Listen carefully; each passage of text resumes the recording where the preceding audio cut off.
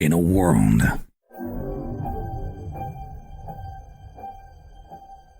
where Carolina Panthers fans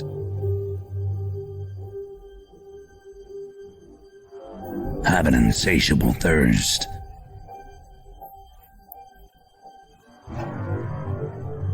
for Panthers news and opinions. Panther fans unite! My name's Tony Dunn. Cody Lashney, how you doing? CK's in the house. How you doing, my friend? The Stat Daddy. But I think Derek Brown, hey man, he deserves that dab on him. Dab on him, Phil Snow. Dab on him. All the same, yeah, 100%. We can just Mine is going to go to the fullback. I'm going to dump on the Richie guy. Dab on him, Shaq. I'm going to put the towel on Matt Rule. Y'all took all the good ones. Only one postgame roars ferociously. It's the C3 Panthers postgame show. Christian McCaffrey. Who? What? The Carolina Panthers, 21-3, stomp down. PJ Walker going 10 of 11, dropping dimes down the field, toe tapping DJ Moore for touchdown. I'm trembling. Boy, the Carolina Panthers win 21-3 over the Tampa Bay Buccaneers. No one saw it coming, least of all Tom Brady and those Succaneers. But the Carolina Panthers somehow are the only NFC South team to win this week. And with a win over the Atlanta Falcons next week, could be in the lead for the division. It could not. It's insane, folks. I thought this. I was dreading this post-game show, but there could be nothing better than ECU with an upset, with the Pirates with an upset. Prize pick money coming in. Jingle, jangle, jingle, jangle, jingle, jangle. Boy, Tony Dunn is here and he's pumped, and I'm ready to talk it up, chat it up with Cody Lashney, my wheelman, and I'm about to move myself up into my spot. Oh, let me do it for you. Yeah, man. Actually, let me move everybody. Yeah, let's get right. I feel like, I got my top right corner. I made a home up here. But hell yeah, the Panthers fucking won today, baby. Let's go. Dude, I don't even give a damn about the tank. We're going to have a discussion about these college quarterbacks in passing, I'm sure. I don't think that there is a true standout number one anyway. But either or, we got a W today. We kicked Tom Brady and his ass. And you're right, Tony. Christian McCaffrey, who? Because we damn sure don't need him, man. You know what? Just like we don't need Baker Mayfield, because we got PJ the Walker Wonder throwing some dots. Dude, I'm telling you, man, the Carolina Panthers had a tremendous performance today. And you already know that we're going to have this discussion, this victory session today instead of a therapy session with the best damn Panther fans in all of YouTube. You already know them and love them. It's our man, Drew. Always Monday, Chris Mortensen, Dexter Henderson, Hemlock, JD864, John Jenkins, Joshua Hall, Lawrence Trevette, Money Making, Michael Johnson, Panther Pickle, Joe Riolano himself in the building, and my man Tin Tizzy. Tony Dunn, we got the W today, baby. Ain't nothing to it but to do it. Let's roll. I didn't think this was going to be the case, CK. Yeah, I thought it was going to be a SmackDown of SmackDowns, but it turns out Madden Simulation knew something special. Right. And sure we can talk to Tom Brady missing people, and you could say that, but I'm miss me with that shit right now. Right now, my main thing is I thought I would be more upset if we won. I am ecstatic with the way that this turned out. And guys, I'm going to hate this team because they're giving me hope again. We're one game out of the lead for the NFC South. Somehow, this team is still in it to win it now. And Steve Wilkes may have just put his name in the candidacy for that head coaching position at the end of the year that many people don't think he had a shot at. So I'm super thrilled with what we saw today. Greg, I'm going to enjoy this moment. I'm going to celebrate. I'm going to soak it up But I don't know if that really means that we're much different of a team than we were just 4 days ago. Yeah, we are. Right. We did put together finally a complete game, except for I got something mean to say to Cody in just a second. But can you try to temper my expectations, please, or should we just like go ballistic right now? I definitely don't think we should go ballistic. I mean, there are things to look forward to. Like the team actually looked like a team that knew what it was doing today. The drive, the third touchdown drive, where it was only like 6 plays, and that's the first drive all year we've had that looked like a football team playing like a football team, which is something good to look forward to. But I'm with you. I'm going to temper my expectations. We only play 2 teams with a winning record the rest of the season. That's something to look forward to. But it could be bad for us to beat bad teams and be in a bad position in the draft. I don't know. All I know is I'm watching Christian McCaffrey right now for the San Francisco 49ers. He has 2 rushes for almost 20 yards. And I was smart. And I picked up Deontay Foreman in my fantasy league at the beginning of the year, assuming Christian McCaffrey was going to get injured. Never did, but now that he's gone, I got him in the lineup because he's going to have a lot of carries. So I would say temper the expectations. This was, I don't want to say a one-off because it looks like if we play this way, we'll win at least a few more games this year. But we're not going to be anywhere ready to compete for a title team. Get your butts in here, Panther fans. Get in that chat room. Smash the thumbs up button. Call into the show at 252-228-5098. That's 252-228-5098. Tell us, should we get hyped for the rest of the season? Are the Panthers about to reel off 11 in a row and go deep in the playoffs? Actually, should we be happy just for the moment and believe that, hey, we got to make Tom Brady's life suck for the day and maybe ruin some Buccaneers afternoons? Should we look and be excited for next week in the future as we take on the Atlanta Falcons and what could be a turnaround moment for this team in the season? Or should we be sad that we might be falling out of the number 1 pick race? Luckily, the Commanders won today too, so I think we're probably right around where we need to be. We need to see where did the Lions fall today is the question. The number's 252-228-5098. Let's go ahead and jump into this show, guys. Right off the bat, PJ Walker going crazy in this game. What are you over there and about? What are you about? It's a happy sigh of relief, man. Didn't sound like one. Listen, no, but hey, I don't care what it sounded like, dude. Today I feel good. Look, I'm not gonna live in the future. I'm not gonna live in the past.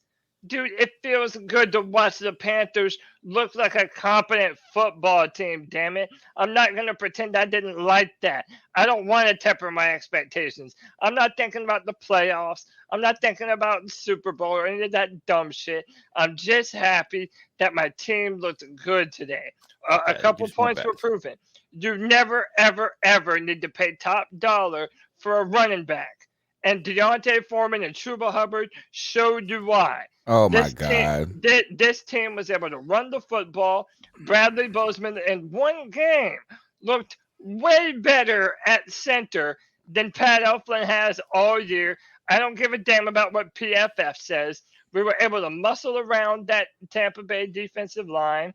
And, dude, I'm telling you, man, like, we found a spark today. We found something that we had been missing that we all knew that we were capable of. We do have a damn good defense. Brian Burns is the fucking man. Derek Brown is tossing people around. Like, now you're finally starting to see the work pay off for these young players that have been putting in work. And then we can also talk about this. Tom Brady has father time tapping his ass right on the shoulder because there were so many plays that could have been made, but Tom Brady looked every bit of a 45-year-old dude who doesn't even want to be playing football anymore, dude. Today's a good day. I'm fucking happy, and you can't get me off this vibe, bro. I'm fucking on. I don't agree. I thought Tom Brady was slinging it, dude. I thought Tom Brady was slinking it. He was off on a couple of plays. He had some drops on some couple of plays. We got lucky on some couple of plays. But I mean, it's not like he looked like Baker Mayfield out there. No. Dude, whatever, man. He's fucking Probably old. threw it. And How Tampa many Bay times? sucks. I want to see. This is a bad times he threw team. it. Look, we can finally talk some shit. Tampa Bay looked like a bad fucking team. They're and not we a good kicked team, Their yeah. ass all up and down the field.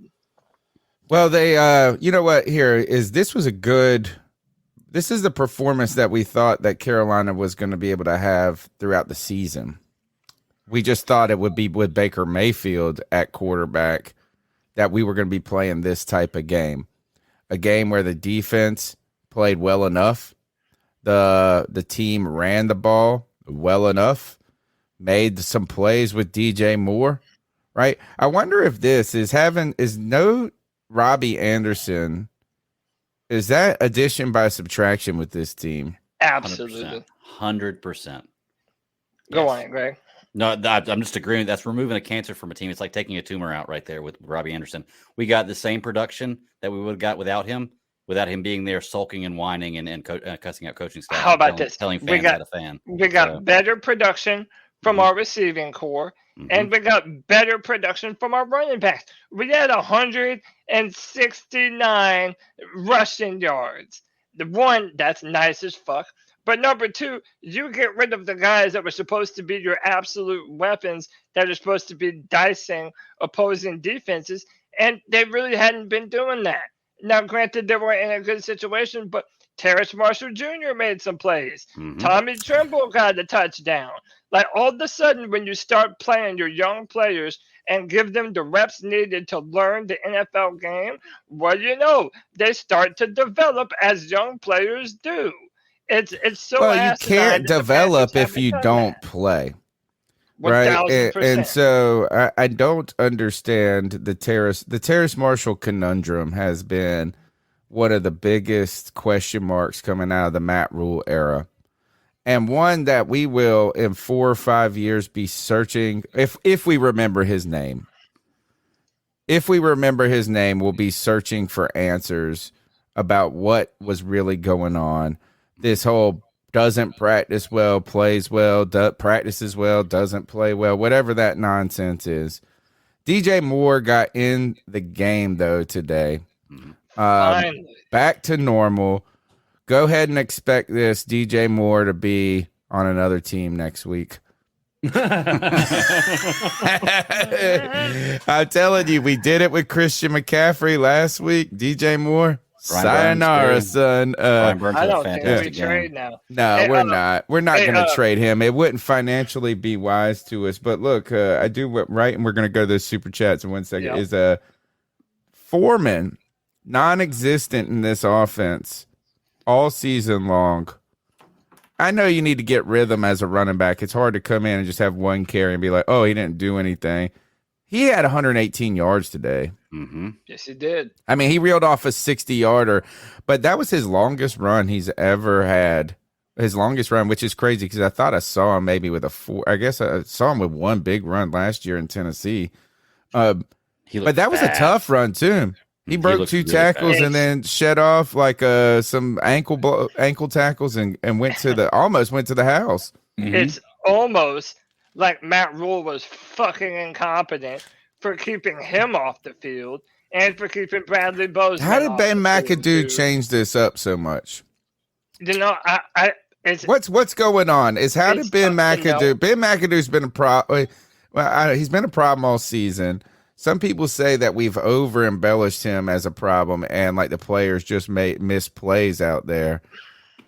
But over the last 2 games, he's actually done what he didn't do the first 4 games, which is strange. I just almost find it strange, to be honest. I'm not ready to compliment him. I don't know. I feel like that's weird too. I don't feel like the head coach can hold the offensive coordinator back. I mean, if we say that he has full control, then I mean that's full control. Maybe he says before the game, this is what happens no matter what. We don't know what happens behind the scenes, but I just know that since Matt Rule left, there's been a lot of changes in Carolina, and we've already matched the wins that we had in his first 4 tries. You know? All right. Hey, let me just read these super chats. Yeah, let's real go quick to so it. I don't forget them. Our boy, and look, he said he wasn't going to watch no more games. I And then told you look he'd what lie. happened. And look what happened. He said, enjoy the win, but don't play yourself. This is a mirage. PJ ain't playing like that every week, and they ain't winning the division. Hey, you are not pissing on my cornflakes espresso, but thank you for the $4.99. And even if this says something bad too, it don't matter. Funny when quarterbacks play well, the offense plays well. And yeah, like, dude, you have to give PJ Walker his credit, right? Yeah. We've always talked about the big arm, that he does have the cannon, that he does have the propensity to push the ball downfield, that he is willing to throw deep downfield. And for such a long time, it's been a missing component to our game. Dude, now I'm hoping this. Now I'm hoping that if the Panthers can at least get good enough to give Matt Corral a chance next year, dude, I'm fucking geeking, bro. That's my dreams, and whether or not it happens, to me, I would love that for that to happen, and have the potential of Matt Corral being the guy in this offense. I'm telling you, this is exactly what PJ Walker can do. He didn't play well. I mean, he played well, but like he's played like this before, Right. For the Carolina Panthers. He didn't do anything exceptional. This is the whole thing. Is we just made a couple of plays this week. Mm-hmm. That was it. We made a couple of plays this week. He threw the Tommy Tremble touchdown, the DJ Moore toe tap touchdown, and he didn't turn the ball over. Really, I think this was a story of while the Panthers played a solid game, right? I don't know if they were fantastic. I think the concern, if I'm a Bucs fan, is like, what's going on here? Is like nothing can go right. Is that Mike Evans dropping the big pass right off the gate, bobble, which that could have changed the whole temperament of this game right away. Sure. If you're trying to come back like that, this is the Panthers right now with PJ Walker are built for playing ahead. They can't. You can't sit here and be like down. Like we were up 14. What was it? 14-0. 14-0. Yeah. If the roles would have been reversed. Right? If we were down 14-0, it would have been a 35-0 shellacking, but Tom Brady, if you're thinking he could bring that team back, not in this case. So, look, is the offense played like a football team? That's what they did. All we did was finally see an offense that just did crap. Like, by the way, CK, I stayed up too late last night playing Warzone. Mm-hmm. And I played the small map. First of all, 2 things happened. The night before I won, and I was the last person. Isn't that crazy? Nice. And last night I went 12-4 on the small map. Bro, I did a thing. That's what the Panthers offense did today. They did a thing. That was it. And nothing is exceptional. But good God, it felt like we won the damn Super Bowl. The Bucs, though, falling apart. Nothing can go right for them. They should panic right now. Yeah. Yes. What do the Carolina Panther? What do you guys feel, Carolina Panther fans? We want to know your thoughts. The number's 252-228-5098. Is this game a mirage, as my bastard son Kev White Chocolate Espresso said? Is this something to just savor in the moment, like a good meal when you're hungry and you're just feeling now fed, right, fulfilled? Or do we hope that the Carolina Panthers do some cool stuff just to put some fight in themselves and maybe even crazily play themselves out of that number 1 quarterback? And Cody Lashley can be like, oh, well, we got him on the roster, Matt Corral. The number's 252. Absolutely. 252-228-5098. Don't forget, you can be a C3 super fan. If you look for the little join button, just $1.99 a month helps grow this show, and we have been growing tremendously. We want your excitement. We want to get these views up. Be a friend, tell a friend. Go share this link to this show right now on social media and get your butts in the calls. Cody, I want to go ahead and jump into some calls before we just get too deep talking into this. Let's hear what the fans got to say. Oh, I put him on the spot too much. I should have prepped him that I was going to go to that. But So what are your thoughts on catcalling? Yeah, it's pretty. You shouldn't do that to somebody. And how did that make you feel? Very uncomfortable. So how do you think catcalling makes the person feel? It feels good, like. Who's that cat sitting in the back corner with his face buried in his nose? Who's that kid that can use one?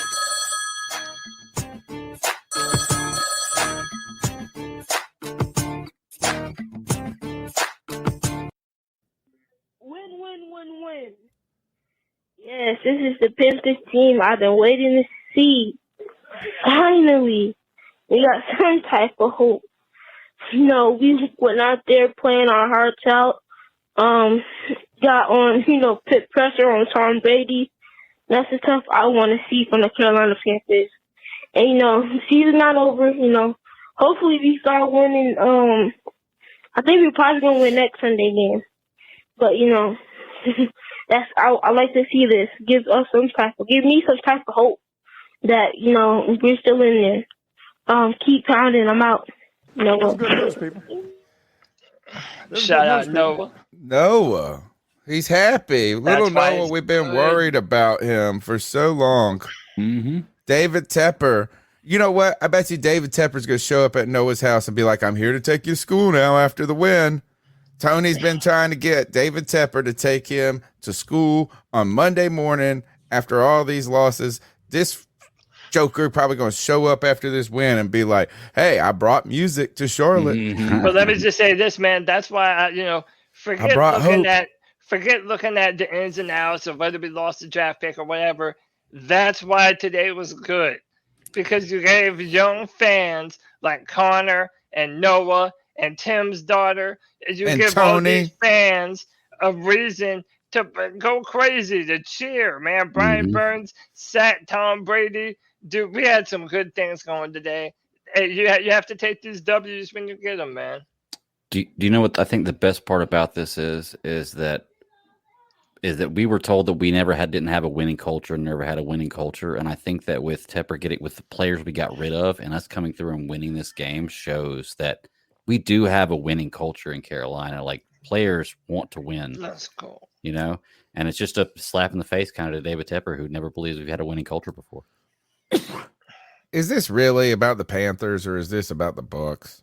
A little bit about both. The Panthers. Yeah, we're Is a this a Panthers trap podcast. This is game? about the About Panthers, both. bro. This is about the I know. Panthers. It wasn't a trap. It was a Not a trap trap game. game. I think it was, but I think you've also seen the Bucks not being as good as in previous years. I think that has a lot to do with their offensive line being less than ideal. Currently with the losses they saw in free agency to the people that they've lost to injury, they're certainly hurting as an offense. But their defense, even today, was missing two of their starting cornerbacks with Carlton Davis and Sean Murphy Bunting. They had missed Akeem Hicks, so their pass rush wasn't necessarily getting home as easily as maybe they were previously. They're missing a lot of leaders on that defense that they had over the past, 5 or 6 years, really. So I think there's a mixture of both, but right now the Panthers came in here and they did the things. Even when we were facing bad teams before, we didn't look as dominant as we did today. We did this without J.C. Horn. We did this without Jeremy Chin. And I'm going to tell you. Keep on naming them. The people. Who that else? have been here. Ionitis.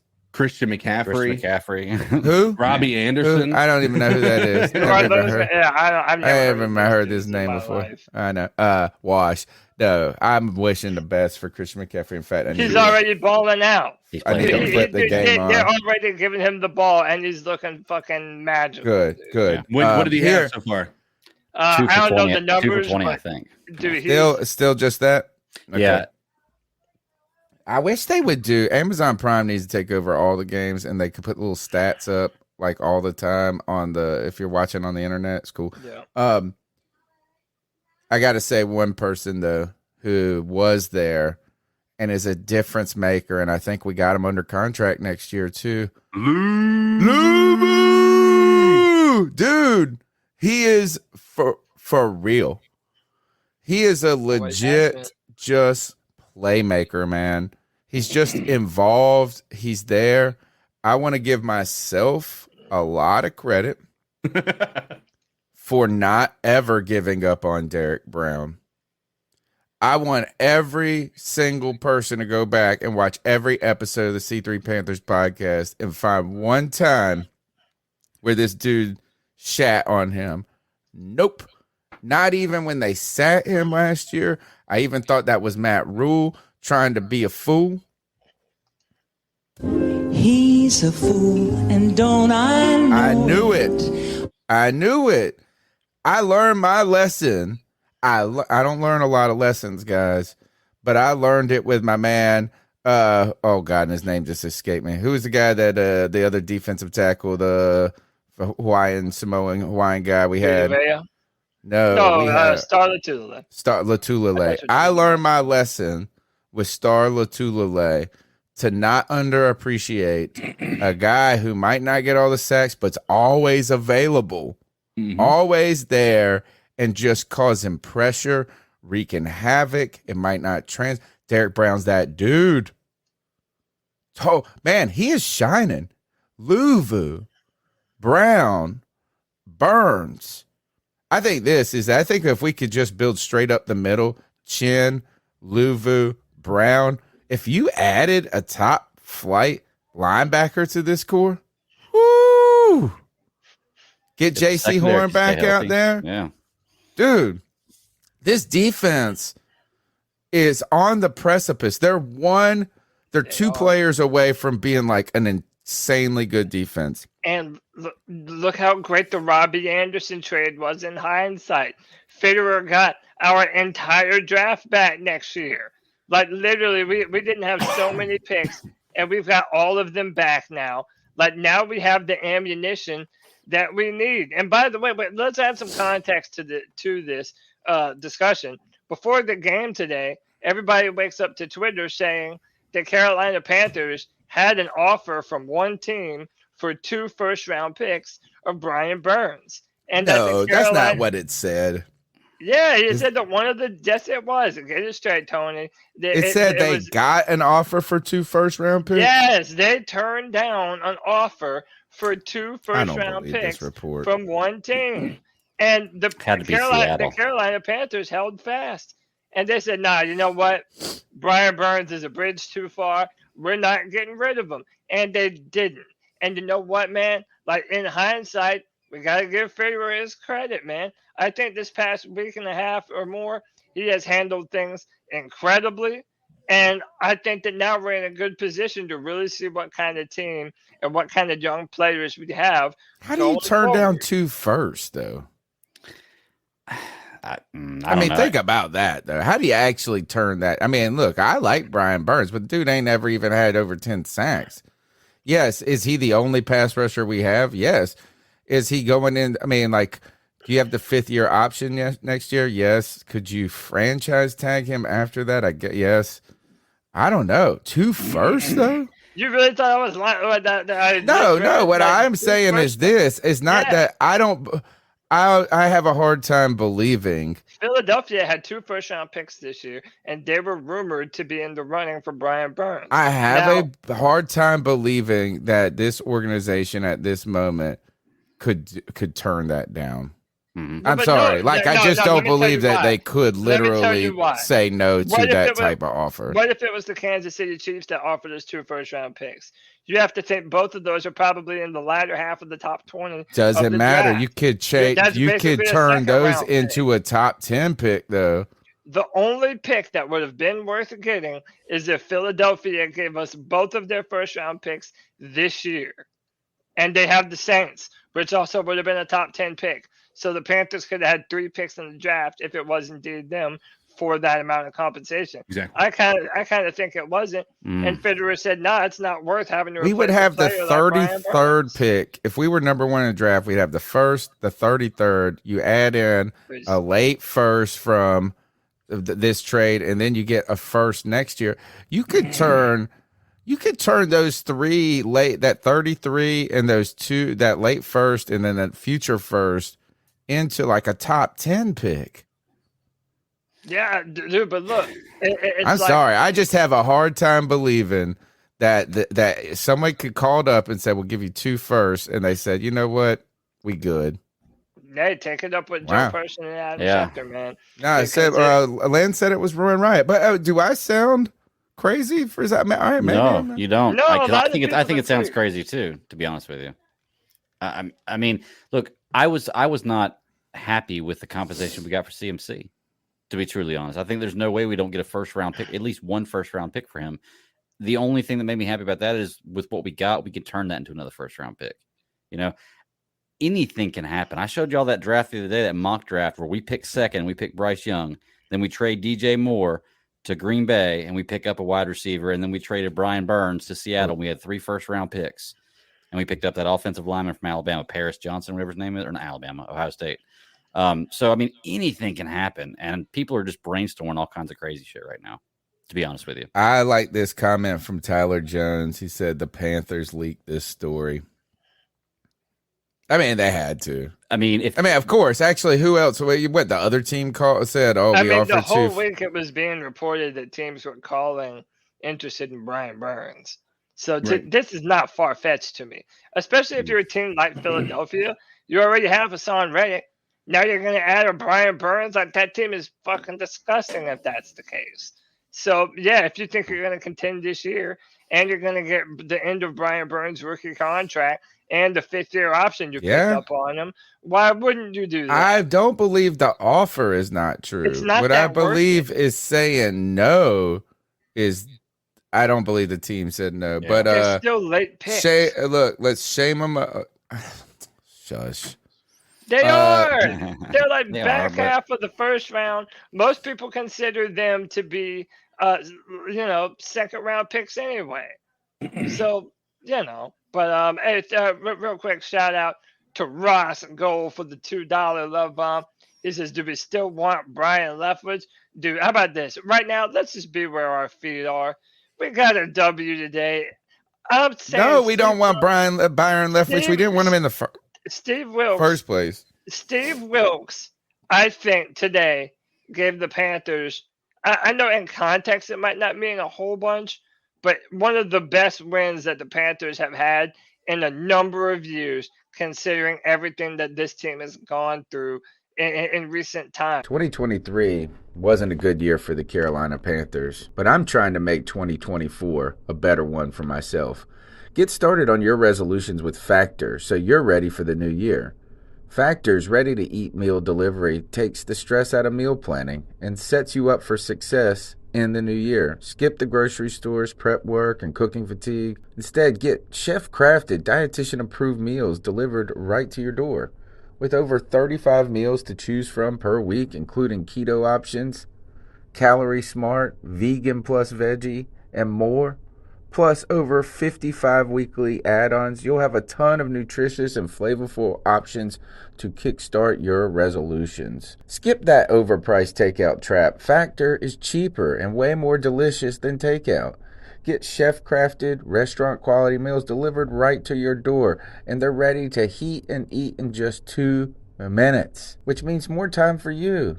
Head to factormeals.com/C350 and use the promo code C350 to get 50% off. That's code C350 at factormeals.com/C350 to get 50% off. Man, but look, today's not even a therapy session. Today is a victory session. That means today you get a victory shaming, you naughty SOBs.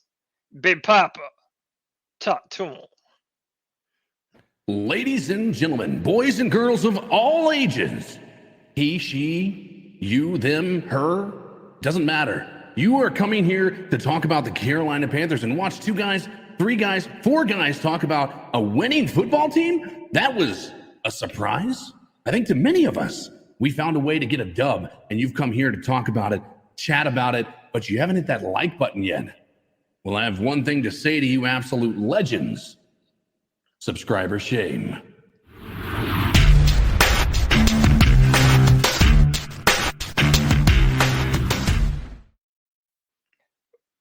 We have 228 legends watching the stream.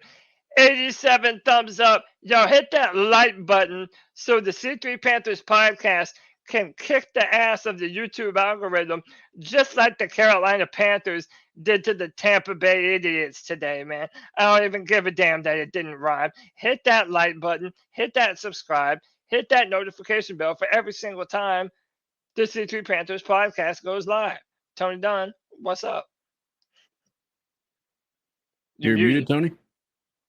The work is not done for the man with the golden pipes. There is an opportunity for you to continue to grow the C3 Panthers podcast by being a C3 super fan. It's a small contribution. We're trying to get to 100 super fans. We came out the gate rocking and rolling, hit the first 50 in a week. We have been steadily climbing over the last 2 months, and this man has gotten us one step closer to the 100-member mountain, and things are happening on the C3 Panthers podcast because of you guys. CK. Well. You guys don't get one dose of this voice. You get two, and back-to-back. Within 3 minutes of one another, Tyler Jones made sure that happened by hitting that join button at the bottom of your screen, on your computer screen, on your phone. You can hit that. You can join the C3 Super Fan Club, and Tyler took that leap. It's not something we expect, but we absolutely appreciate, and I want to say thank you, Tyler Jones, for joining the club. I got to tell you this, folks, is winning makes life easier, and so much so, look, you got to remember this. When you want to hoot with the Owls, you better soar with the Eagles. If you want to hoot with the Owls, I want to say something. You got to soar with the Eagles, and we need you soaring with the Eagles today with us. Sometimes when we win, we go about our day. We need y'all, folks. We need y'all in these cat calls. The number's 252-228-5098. Someone who's always here rocking with us. Let's get a little G. Cavassier in the house. Oh, shit. Podcast brothers, how y'all doing? It's G. Cavassier. Man, I am so fucking happy. 21 to fucking 3 Panthers, man. Hell, motherfucking yeah, man. You see that damn defense, man? Woo! Did you see DJ Moore? Did you see Chuba Hubbard? Chuba Did you Chuba, see I Foreman? got a Chuba Chuba. The boys, hey, man. They played a damn good game, man. Give me flashbacks to damn Johnson Stewart and D'Angelo Williams back in the days with Double Trouble. I'm not saying they are, but the way we handled the fucking clock, man, and the defense, man. Oh my God, defense played good, man. We should have had some interceptions. Xavier Woods, man, he got like stones for hands. I swear, man. But hey, we beat them punk ass fucking Buccaneers. You know what I'm saying? And next week, y'all, we got the Atlanta Falcons. You know I can't stand Atlanta Falcons, man. But hey, give me your thoughts on the game, y'all. You got us a win. Keep pounding. Hey, so, Tony, you said make sure to give you extra credit for whatever it is you're supposed to give you credit for. I forgot. Brown. My apologies. Derek Brown. Okay, well, you know what? You're not going to forget that in the midst of everybody always shitting on Chuba Hubbard. Oh, I still see that shit on there. I have been right on Chuba. He's a bum. Entire fucking time. Don't throw listen, we still throw him the football, but don't throw the man the football. Run him between the tackles. Let him fight for yards just like he did in college. And the man is absolutely a serviceable running back. No, he's never going to be McCaffrey. No, he's never going to be Nick Chubb. But you don't need him to be.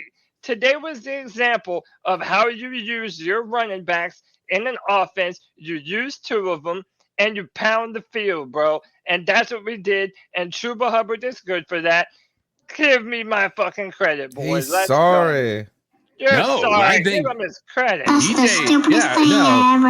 Listen, he put the ball. I know you said don't throw it to him, but that's a big part of today's running game is catching the ball out of the backfield. Taking that away is like taking away a third of a reason a running back's even on the field at this point in time. He's fumbled the ball on a few occasions for this team. And even with today, the biggest producer was Deontay Foreman, who didn't get as many touches as Chuba Hubbard got. You missed me with the Chuba Hubbard is better than people give him credit for. I'm not saying that he's the best. Yeah. I'm saying that he's not trash like everybody makes him out to be. Yes, he is. He's sorry as shit, dude. It can He's be sorry. good in situational football, dude. Chuba gave me a Chuba, bro. He's you know what? He's a little faster than I thought he was today. He looked a little faster today than he's looked in the past. To faster me. than Cameron Artist Payne even. What's up? Oh no way, bro! Cameron, What's look, up? another bad take. What's How about up? this? I'm gonna put you up with this. I'm gonna put you on. How's that boy Shy Smith doing? Sorry as shit. I mean, you know, He's a sucker, man. He sucks, He dude. just need to get them dropsies out. That's all. Nah, and then he does stupid stuff on the That was pretty funny. Listen, kicker. I love He's this a about dummy, Cody. and you Listen. cannot talk shit about him. Yeah, go ahead. Listen, I love this about Cody though. Cody is like, when he's right, he will not stop talking about how he's That's right. right, But when he's baby. wrong, he's like, just wait, I'll be right later. Yep. Yep. And dude, it works, He bro. won't Will ever be. take an L, bro. That's right. I'm undefeated. I'm glad y'all You acknowledge. because you refuse I'm to acknowledge that undefeated. you lost, bro. No, I'm just Demir undefeated Bird, out here. Demir That's Bird, all. greater than Shy, still right here. Cameron Get Artist outta Payne, greater than Chuba Hubbard. That is Chuba, not baby. even a close Chuba. one. I got a All right. Chuba, bro. I Let's got a go Chuba to for the Chuba. next call. B3, you knew I'd be calling in. It's your guy, Sweet Double J, president of the Undefeated. PJ, the Mofo Walker Wonder Fan Club, finishing with a 126.5 QB rating. Did you witness the Walker Wonder? We did. We did. Can't deny And he back. I mean, look, I think that the most surprising part is how poorly he's played the past two opportunities gone out there. I thought he was fully capable of playing this way. You know, is that and not no, like you didn't. no, not that Give he's me going to a be break. great. No, not that he's going to be great, but like that can manage, that he has the arm talent to go out there and make some throws, that he's been in a system or at least in the NFL long enough to where he's not like, you know, you're just putting a completely inexperienced guy out there. I thought that he's just been worse in the last couple of performances than he could have been. I mean, when he came out in that Detroit game, he wasn't that bad. We need You know, to so keep him- today he played well, and you didn't ask him to do too much too as well. It's like you kept it pretty simple. We need to keep him as Matt Corral's future backup. For sure. I'm down. We're Let's still do gonna it. get the number one pick, dude. You think so?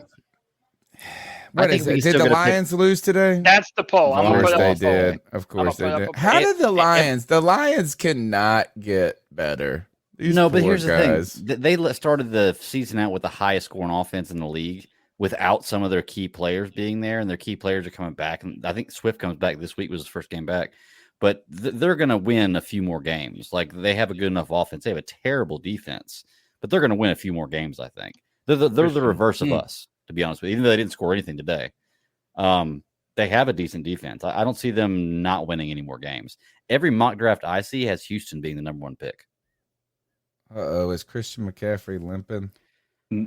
I didn't see him limping. Not limping, but he looked a little 23. 23. He just had a big run. He's awesome. After Well, a no, big they're catch. using him like we should have, and they're putting him out wide. Mhm. Like, that's the thing. They're doing all kinds of stuff with him. I saw the greatest thing is somebody said that they have a wide receiver that could be a running back that could be a wide receiver, and a tight end that could be anything. Like, Yeah. It's just like, all right, the number's 252-228-1598. Hey, it's White Chocolate Espresso. Oh, Listen, man, I know everyone's happy and giddy and but, you know, this ain't happening week to week. this is what happens PJ every ain't gonna time it play like shows this up week on to my week. doorstep. It's just bad news.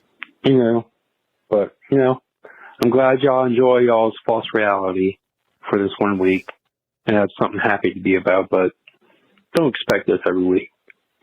We probably just played ourselves out of a franchise quarterback. But hey, we beat Tampa. Yay.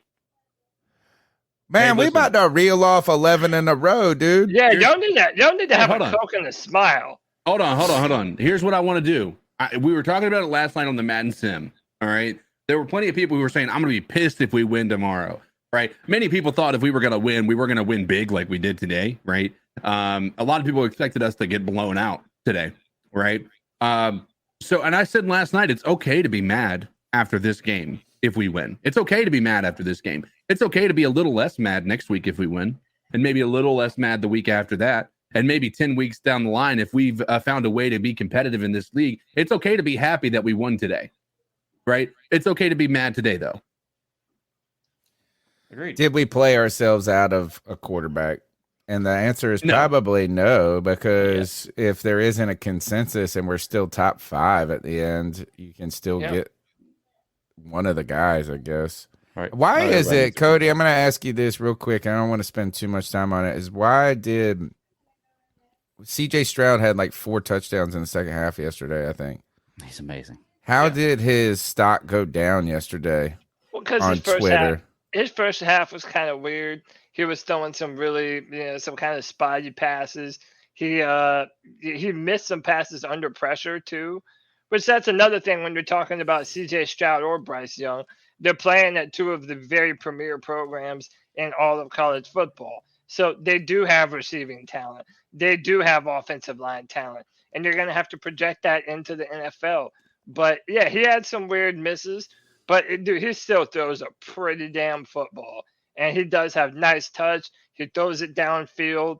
We're going to have some very honest discussions about these quarterbacks because they all have a lot of upside, but they all have some very, some very clear negatives or some question marks that are going to continue to arise throughout the course of this entire draft discussion that we're going to be having for the next couple months. So, yeah, man, a lot to talk about. All right, the numbers. Oh, go ahead, CK.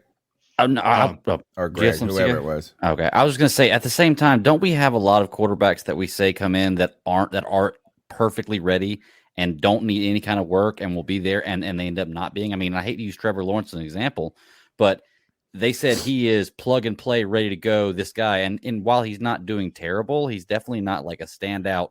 They made him out to be like the next Andrew Luck, and you were wrong on that, Cody. Yeah, I mean, you were wrong. Yes, we do. Is Andrew Luck have far more success? Cam Newton have far more success as they walked into the league than he's already had. Yeah. But I think he has a future. Trevor Lawrence is still going to be a good quarterback. Oh gosh, you're wrong. That's all right to say that, but like again, it's it's the same, again, Cody. It is. This is exactly like it's okay to Cody to say that you were wrong about what he was going to be starting out in this league. Because you thought he was going to come in here and he's going to blow it out. And if you admit anything other than that, you're lying. I thought that he would have at least a Baker Mayfield type season, yeah. But no, you're full of shit. Yeah. You thought for sure he was going to come out here and win. He wanted to trade 5 picks for him. Baker Mayfield won the Offensive Player of the Year. Right. And they were like, but you wouldn't have traded 5 picks for Baker. Imagine that. Imagine Cody. I thought he would have been at least as good as Baker Mayfield. Bring up one name and you see what happens. No, what Baker Mayfield accomplished. If you were to have Trevor Lawrence on this team right now, bro, we'd be fucking cooking with gas. I mean, tell you. Yanking him down by his curly hair. Stupid, man. We're better than we're a way better team than Jacksonville. I'm telling you. By a long shot. Man, he just at least he's consistent. At least he's consistent. Undefeated, baby. What's up? The number's 252-228-5098. Callers, don't let Cody off like this. I want the callers to get on him. Yeah, get on that man. I'm never going to let him forget about Trevor Lawrence. Yeah, I'm going to watch Trevor Lawrence. Tony, Cody, CK. Hey, I have got 2 awards to hand out. 2 awards. Number 1, the Unsung Hero of the Year, offensive line coach James Campen. Last year, Matt Rule, he brought in this college offensive line coach who can't cut it in the pros. Well, last year, he started hiring some college coaches, which has helped out, or some assistant coaches with NFL experience. James Campen is an NFL experienced offensive line coach. He's come in. Equano is getting better, and look at the run game today. Every week, the offensive line is getting a little better. The quarterback, P.J. Walker, plenty of time, but the offensive line, finally, Ben McAdoo put the quarterback under center. Get rid of this RPO bullshit. Put the quarterback under center, then drop back, hand off the football, give the running back a chance to get a running head start, and they ran the football. The offensive line is getting better. James Campen, offensive line coach, and game ball goes to Dante Foreman. This guy was a stud today, and good job by the offensive line. So, gentlemen, what are your thoughts? Bye-bye. That's my call of the night or afternoon so far. I like this. I'd like to see even what we could have done with maybe Baker under center more. Sure. It's like instead of always out of the shotgun, always having it's not really conducive for a run game. It's clear in the pros that being under center causes defenses is necessary for defenses to respect the run more, even if you're going to pass the ball. Yeah. But by the way, if I never see Baker Mayfield another day in my life, I can fucking die a happy man, dude. I don't know if he will, to be truly honest with you. Yeah, I really don't. I think there's a good chance, unless there's an injury. I think the only other person you're going to see on this football field if PJ Walker starts to just stink it up is Sam Darnold. I think Baker Mayfield isn't going to see the field because they don't want to get that extra. They don't want to give away more draft capital than they have to by him playing. This is PJ Walker's team. This is PJ Walker's team. You don't think PJ loses the starting spot if Sam's fully healthy just because? Sam or Baker? I think Baker. I'm talking about Sam Darnold. I think Sam Darnold's next in line to start, but I think they're waiting for him to be fully healthy. I don't think PJ Walker is the answer right now. I think if you take out PJ Walker right now, you're a dick. Steve Wilkes today said that as of right now, I see no reason to. It's going to be hard to take PJ Walker out. Okay. Yeah. And by the way, I agree. How about this? How about this? PJ Walker is better than Sam Darnold and Baker Mayfield. That's got a better insane. arm. I don't think it's easy to say that. I don't think it's easy to say that because PJ Walker is dealing with a much better offensive line. I'm not sitting there saying Sam Darnold's going to come in here and blow it out of the water, but I'm saying like PJ Walker had a lot more benefit today throwing the ball. He had the running game working really well for him. Sam Darnold never got those benefits. Right. We know when PJ Walker has to play from behind and he's under pressure, he makes poor decisions. Sam Darnold was known of doing that last week as well. It's impossible to say one is better than the other right now. I think you got to give PJ a lot of credit. Sure. For his mental toughness. And maybe it's just because maybe he knows what his role is, who he is, and that he's never going to be given anything, that he's never going to deserve anything, that he could always be screwed at any moment. You know what I'm saying? Because he's had, I just feel like Darnold would have been shattered mentally if he would have had to deal with the stuff that PJ's has to deal with. They just coddled these first round. PJ, imagine then taking PJ out. What a dick move that would be right now after we've been so bad. The number's 252-228-5098. PJ gonna dumb fuck around and win us some games. Next call. Yo, what up, C3 Podcast? D from Sanford, North Carolina. Still love the show, man. Wow. Mind blown. We actually ran a competent offensive game plan. PJ played efficient football. Foreman ran downhill. Chuba Hubbard had a little razzle dazzle and some shaking bacon of game, and DJ just looking like a franchise receiver, and the defense just locking down, just crunching their claws into him. I'm totally and happily and utterly surprised. I hope we can keep this momentum. I know y'all want the C.J. Strouds and the Bryce Youngs, but I want the wins. Shout out to y'all. Shout out to these Panthers. Keep pounding. Yeah. Applaud that man. We in it for the division. Applaud that man. Hey, love y'all.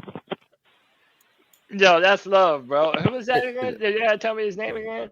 Can you see it? From Sanford. D. From Sanford. Yeah, Dude, shout out to my guy. Hey, I'm 100% on it, but right now in the moment, you can say I'm riding the high. I don't give a damn. I don't want to think about Stroud. I don't want to think about Young. I'm thinking about Matt Corral season. I'm hoping that we can at least win enough to show some fight. Let's see what happens. And let's see what Matt Corral can do. You can't tell me that a talent like Matt Corral put behind this offensive line, if you got the polish on him, you built him up into an NFL quarterback, that he wouldn't look incredible in this offense, dude. That's my hill to Yeah, die we on, could. bro. We could tell you. We don't have any reason to believe I don't. that either. I don't. I mean, like we don't have a it's like what if? That's the biggest what if in the world. Yeah, he's given us no reason to believe that just yet. That's fine. Y'all remember who was number one believer, bro? Right here. Sure. And I will give you props if he comes in here and he does it. But again, up to this point, he hasn't shown that. And that's where we're. How about this? Are you ready to not draft a quarterback if we're in the top 5? No. Hell Cody. no. I'm asking Cody if he's this confident. How about this? I'm not drafting Bryce Young top 5. At what point do we feel like we don't need to draft a quarterback? Because this is the hardest spot for Panthers fans to be in right now. Because especially with what that caller said, I want wins too. Okay, sure. And that's where I'm at a conundrum here because I want wins, but I either want to be a competitive team, an 8-9 win team, or maybe more, or have a draft pick to fix where we're at. It sounds selfish. I know. I either want the best or the worst, but that's why it's so hard to pull for wins because I don't feel like we're capable of getting to that 7, 8, 9 wins, you know? I wish this win would have come like 3 weeks ago. Right. It would have felt a little better, but right now I just don't. I'm happy with this. Feel like I'm happy. It's like this win. Look, this win actually enough for us. This is good. Like the question is if we reel off 3 or 4 more, that's the real kind of. Then you're really playing. You're still in that 1 or 2 pick right now, right? Yeah, it's interesting. But we're number 3. Pickle said that we're number 3 according to. Here's the thing. Who is it? The Raiders.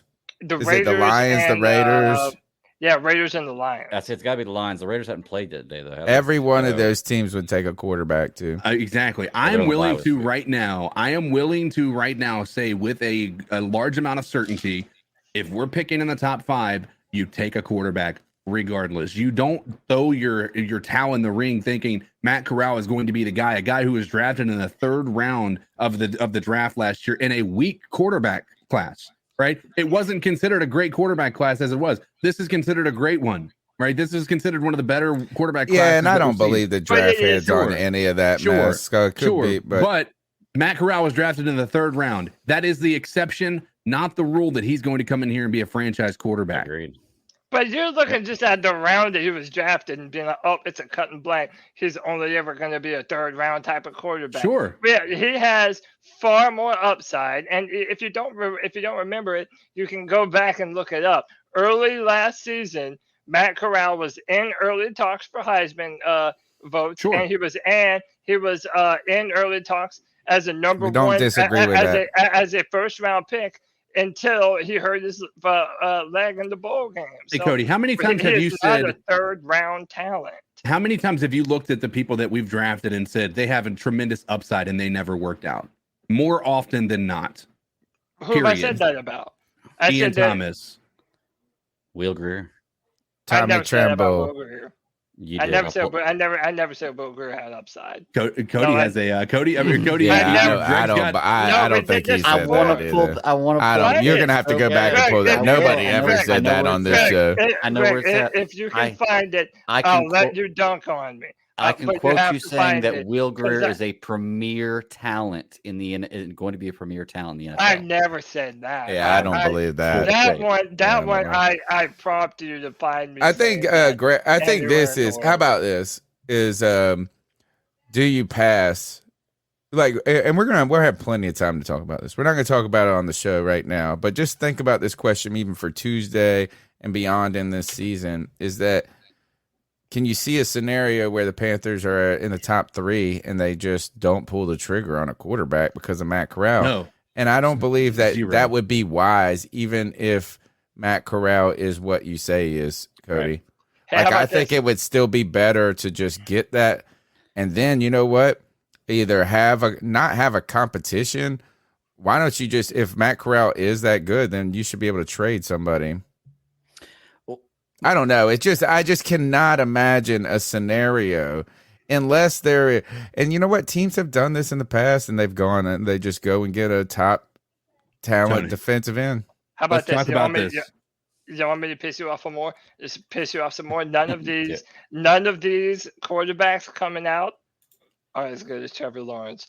Get at me, bro. What's up? Not one of them. Listen, none of them have the hype that Trevor Lawrence had. Sure.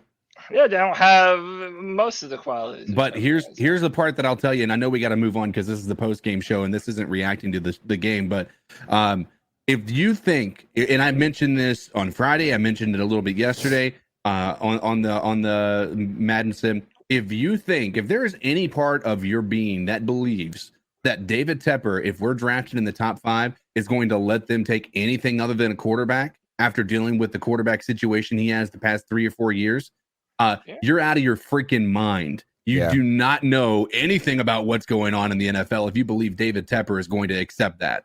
Period. And it would just be foolish.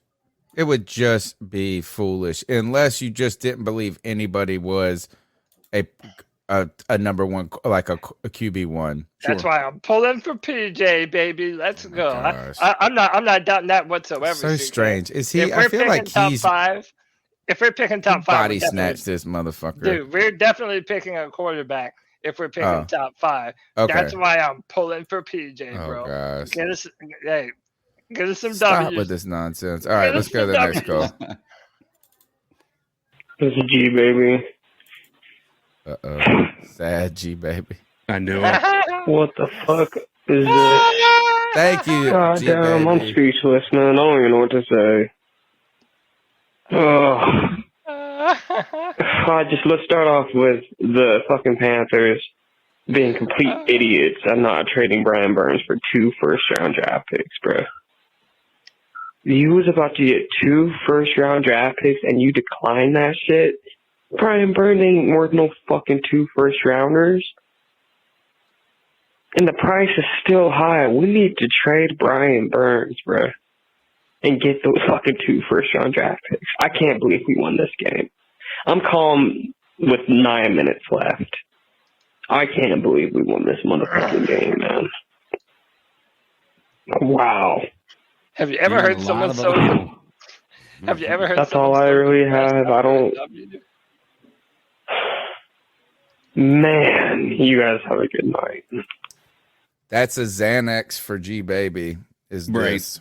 That was the G Baby Xanax, and I've been trying. I might sneak it out as I'm working on some apparel that says "Bro, G Baby was right." I got some ideas about this. I actually want to make a coffee mug that says "Bro, G Baby was right," and so we could like do the tea sipping thing all the time. You're gonna give him the biggest ego in the world. So it was I saw it in the chat. It was a suggestion someone made in the comments or somewhere one day, and I was like, this has got to happen. I agree with them though, and not about being sad about the win. I'm not sad. I'm happy that we won. I needed it today for myself in this part. Like, I consistently for the last week have been saying, shit, we've got 11 more games. This is going to be long. But here is, so the win is fine, but I agree with the Brian Burns thing. And not that I want to trade. I believe it's just impossible to say no to 2 firsts for a player on this team right now. Any player. Like, I just can't even imagine any player. I mean, like, for me, maybe Derek Brown and J.C. Horn are the only ones just because they got the most time left. I like Brian Burns a lot, too. But we need somebody else with him. He's not enough by himself. He's not a Bosa. I just don't think he's that dominant. Maybe I'm wrong. I also think that we haven't seen the best of Brian Burns.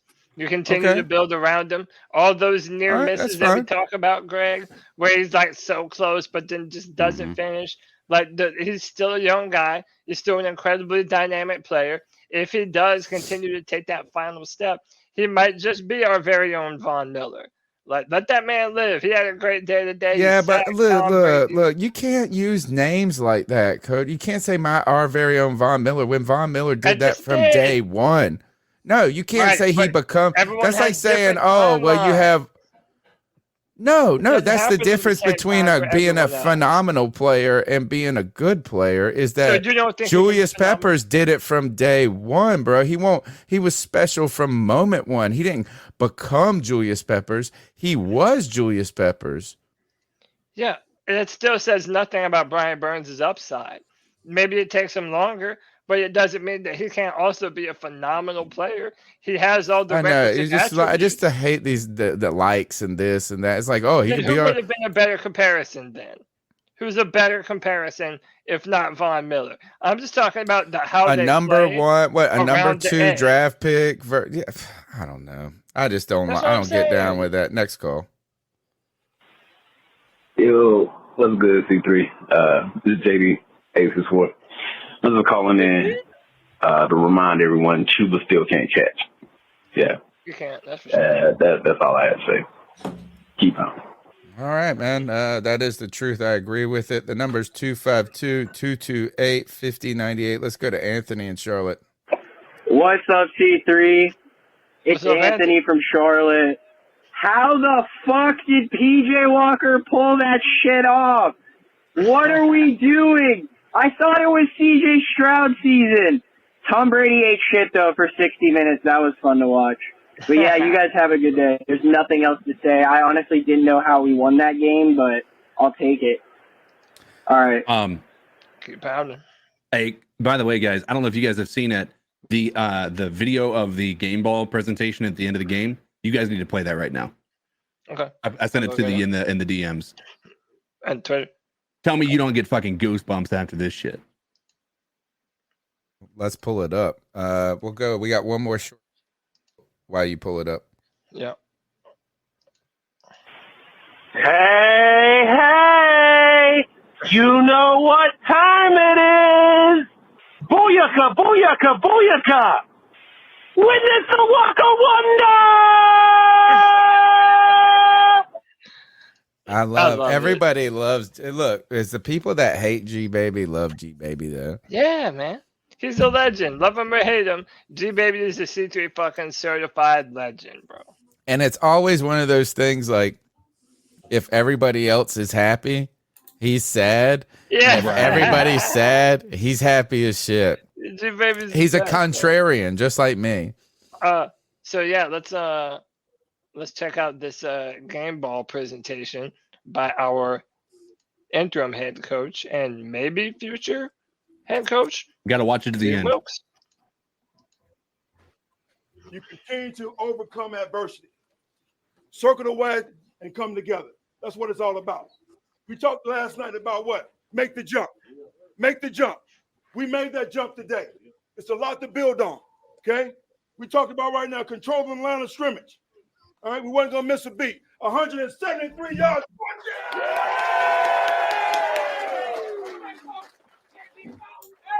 Get online. Get online. Starts up front. Starts up front. Defense. Talking about getting off the field on third down. They were 2 for 12.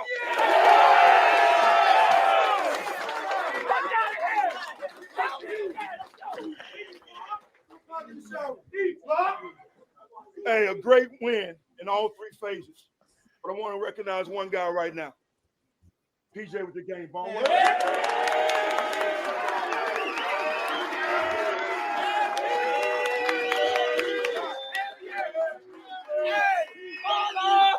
Hey, great job, defense. Y'all went out there and shut them down. Offense, way to run the ball. Special things, y'all did y'all job today, man. Y'all made every play y'all needed to. Hey, together on 3.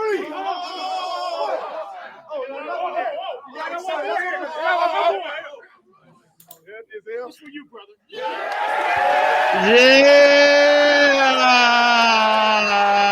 Hold on. Don't get it. Steve Wilkes looking emotional right here.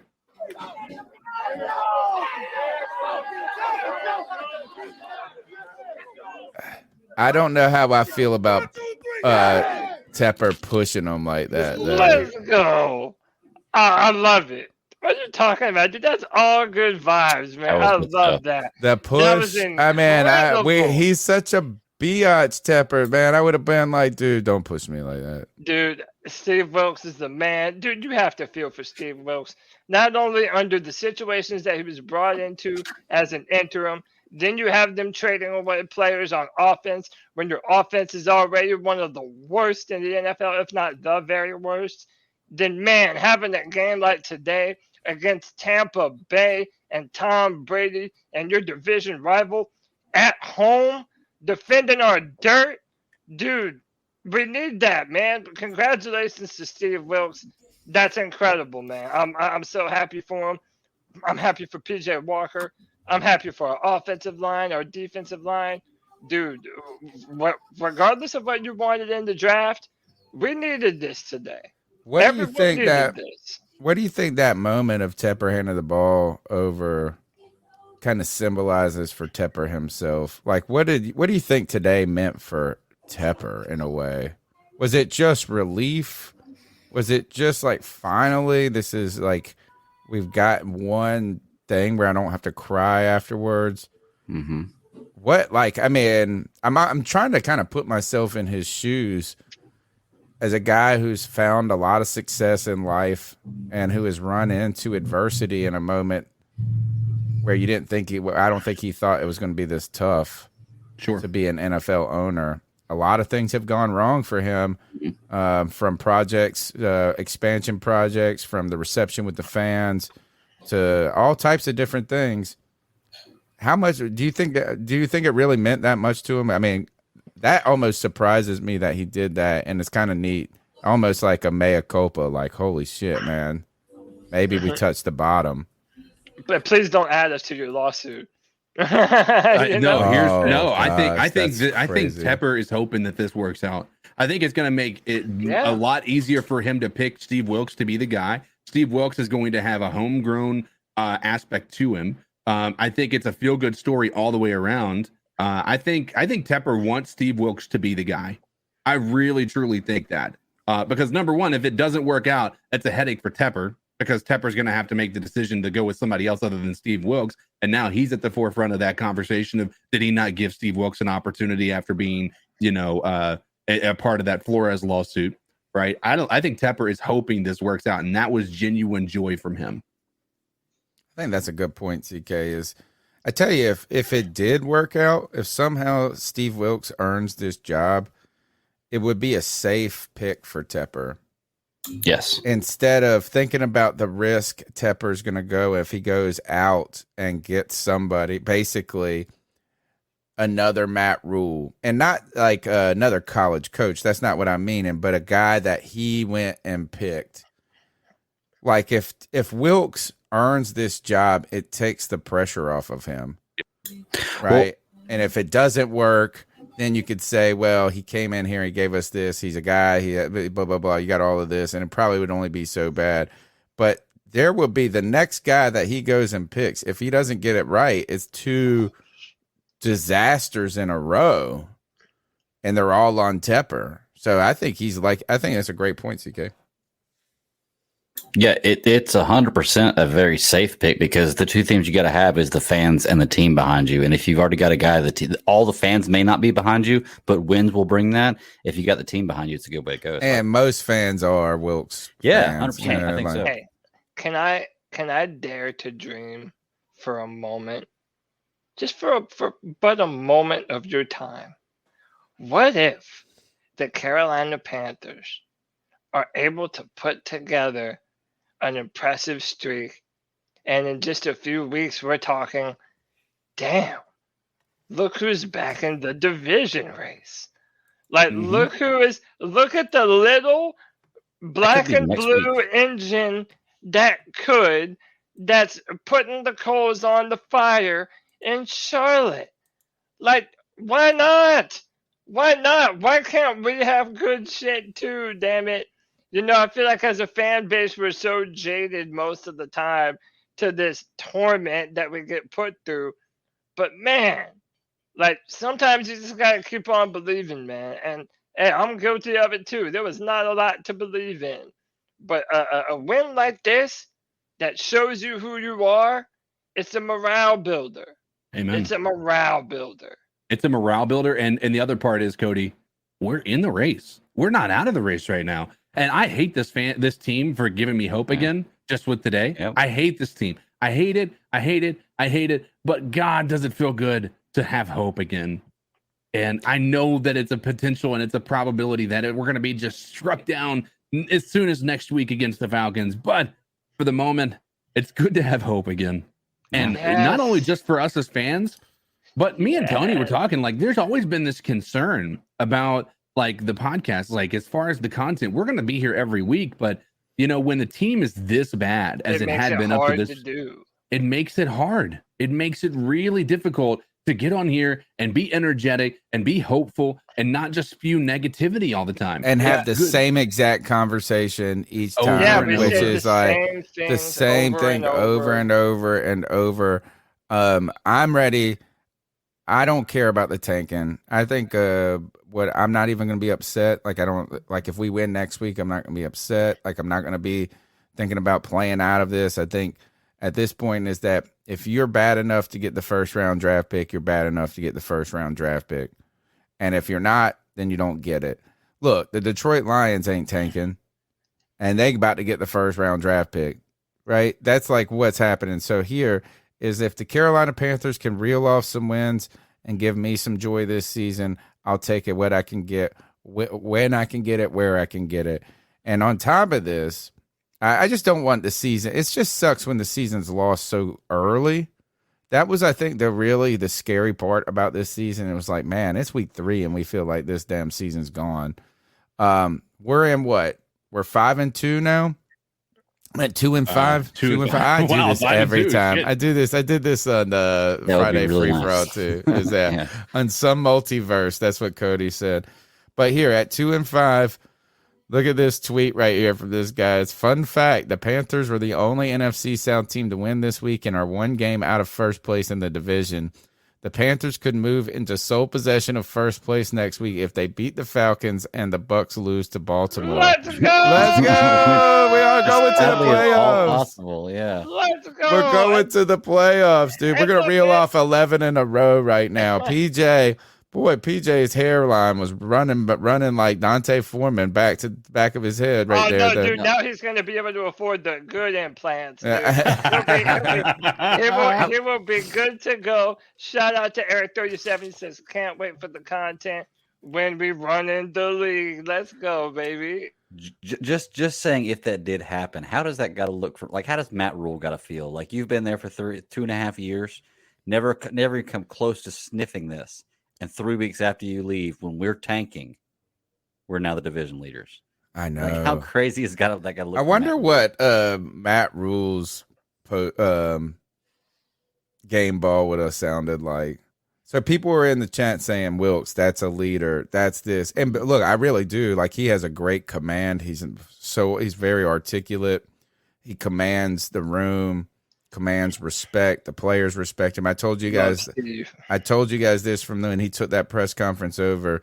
I could just hear Dennis Cox needs to do like a alternate multiverse where Matt Rule does the post game. It's like, at the end of the day, when you put in this shows the process, and it would have just been the lamest whatever, man. Ran the ball, got after Tom Brady.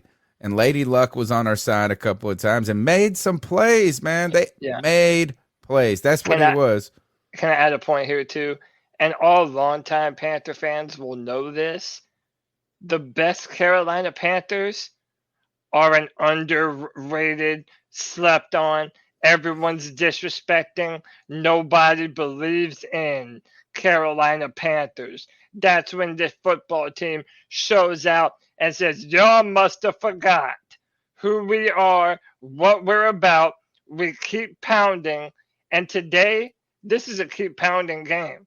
This game should have been the Sam Mills game. This is where it should have been, because this is the most keep pounding win I have seen in maybe 5 or more years.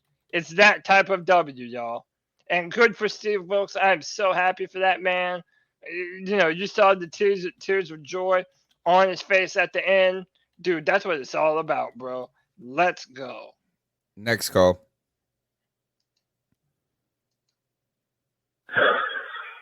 What's going on, world? It's me, C-Dog, 1983. And today is a great fucking day. You know, it's like finally Steve Wilkes like, you know what, fuck it. If I'm gonna go out swinging, goddamn it. We're gonna throw this goddamn ball around like we did today. You know, it was fucking great. You know, that's a great fucking day today. You know, coaching, man. Coaching goes so fucking far. You know, so fucking far. You know, oh my God. This is only 2 weeks of him coaching the team, you know. And really, if we threw the ball around last week, we could have won the game last week. But they ain't want to throw the goddamn ball, you know. But hey, that's coaching, you know. It's just saying, nah, Steve Wilkes said we ain't going out like that. We going out goddamn saying, goddamn it, fuck it. Either goddamn gonna be touchdown, goddamn knock away an interception, goddamn it, fuck with PJ played a motherfucking game today. That pass to goddamn Tommy Trent, all those passes were some nice passes, man. Man, he was throwing some dimes today, man. Look. And you could tell even with Steve at the press conference, he was geeked up. You know, come out the goddamn locker room. Hear them boys geeked up. Them boys geeked up today. You know what I'm saying? No J.C. Horn, no Jeremy Chin. Don't matter. Motherfucking coaching, goddammit. Was that the end of the call? I guess. Word up. Oh, no. Goddamn. Hey, Steve Wilkes told Phil Stowe, hey, man, hold my beer.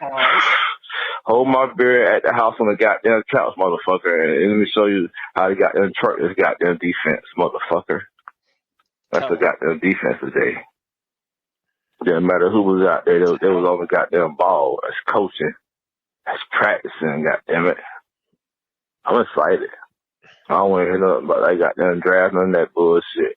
And then let me see, got that Matt Corral goddamn sitting in the wayside. You know, I'm feeling good. But it's like that defense playing. Shit, I'm feeling real good. I'm feeling real motherfucking good. Shout out to goddamn everybody part of C3 Podcast. Shout out to motherfucking G Baby, the motherfucking GOAT. You know, when you come in here, make sure you hit the motherfucking like button. Make sure you goddamn subscribe. You know what I'm saying? It's a great goddamn Sunday. It's a great Sunday. Hit the like button, subscribe, keep pounding, goddamn it. C-Dog 1983. We up, goddamn it. Steve Wilkes did a great fucking job today. All the coaches this whole week coaching, period, man. Great fucking job. Keep pounding it, baby. Keep pounding. Everybody have a great day. See, CK, when you mentioned earlier how, you know, we think about the podcast, us not doing the same thing over and over. You feel the energy, man, and the cat calls, even from people that are normally like down in the dumps about it, bro. People are feeling good. We got John Jenkins screaming PJ the Walker Wonder. Dude, it feels good. Dude, I got to tell you what, man, it feels good for a couple of reasons.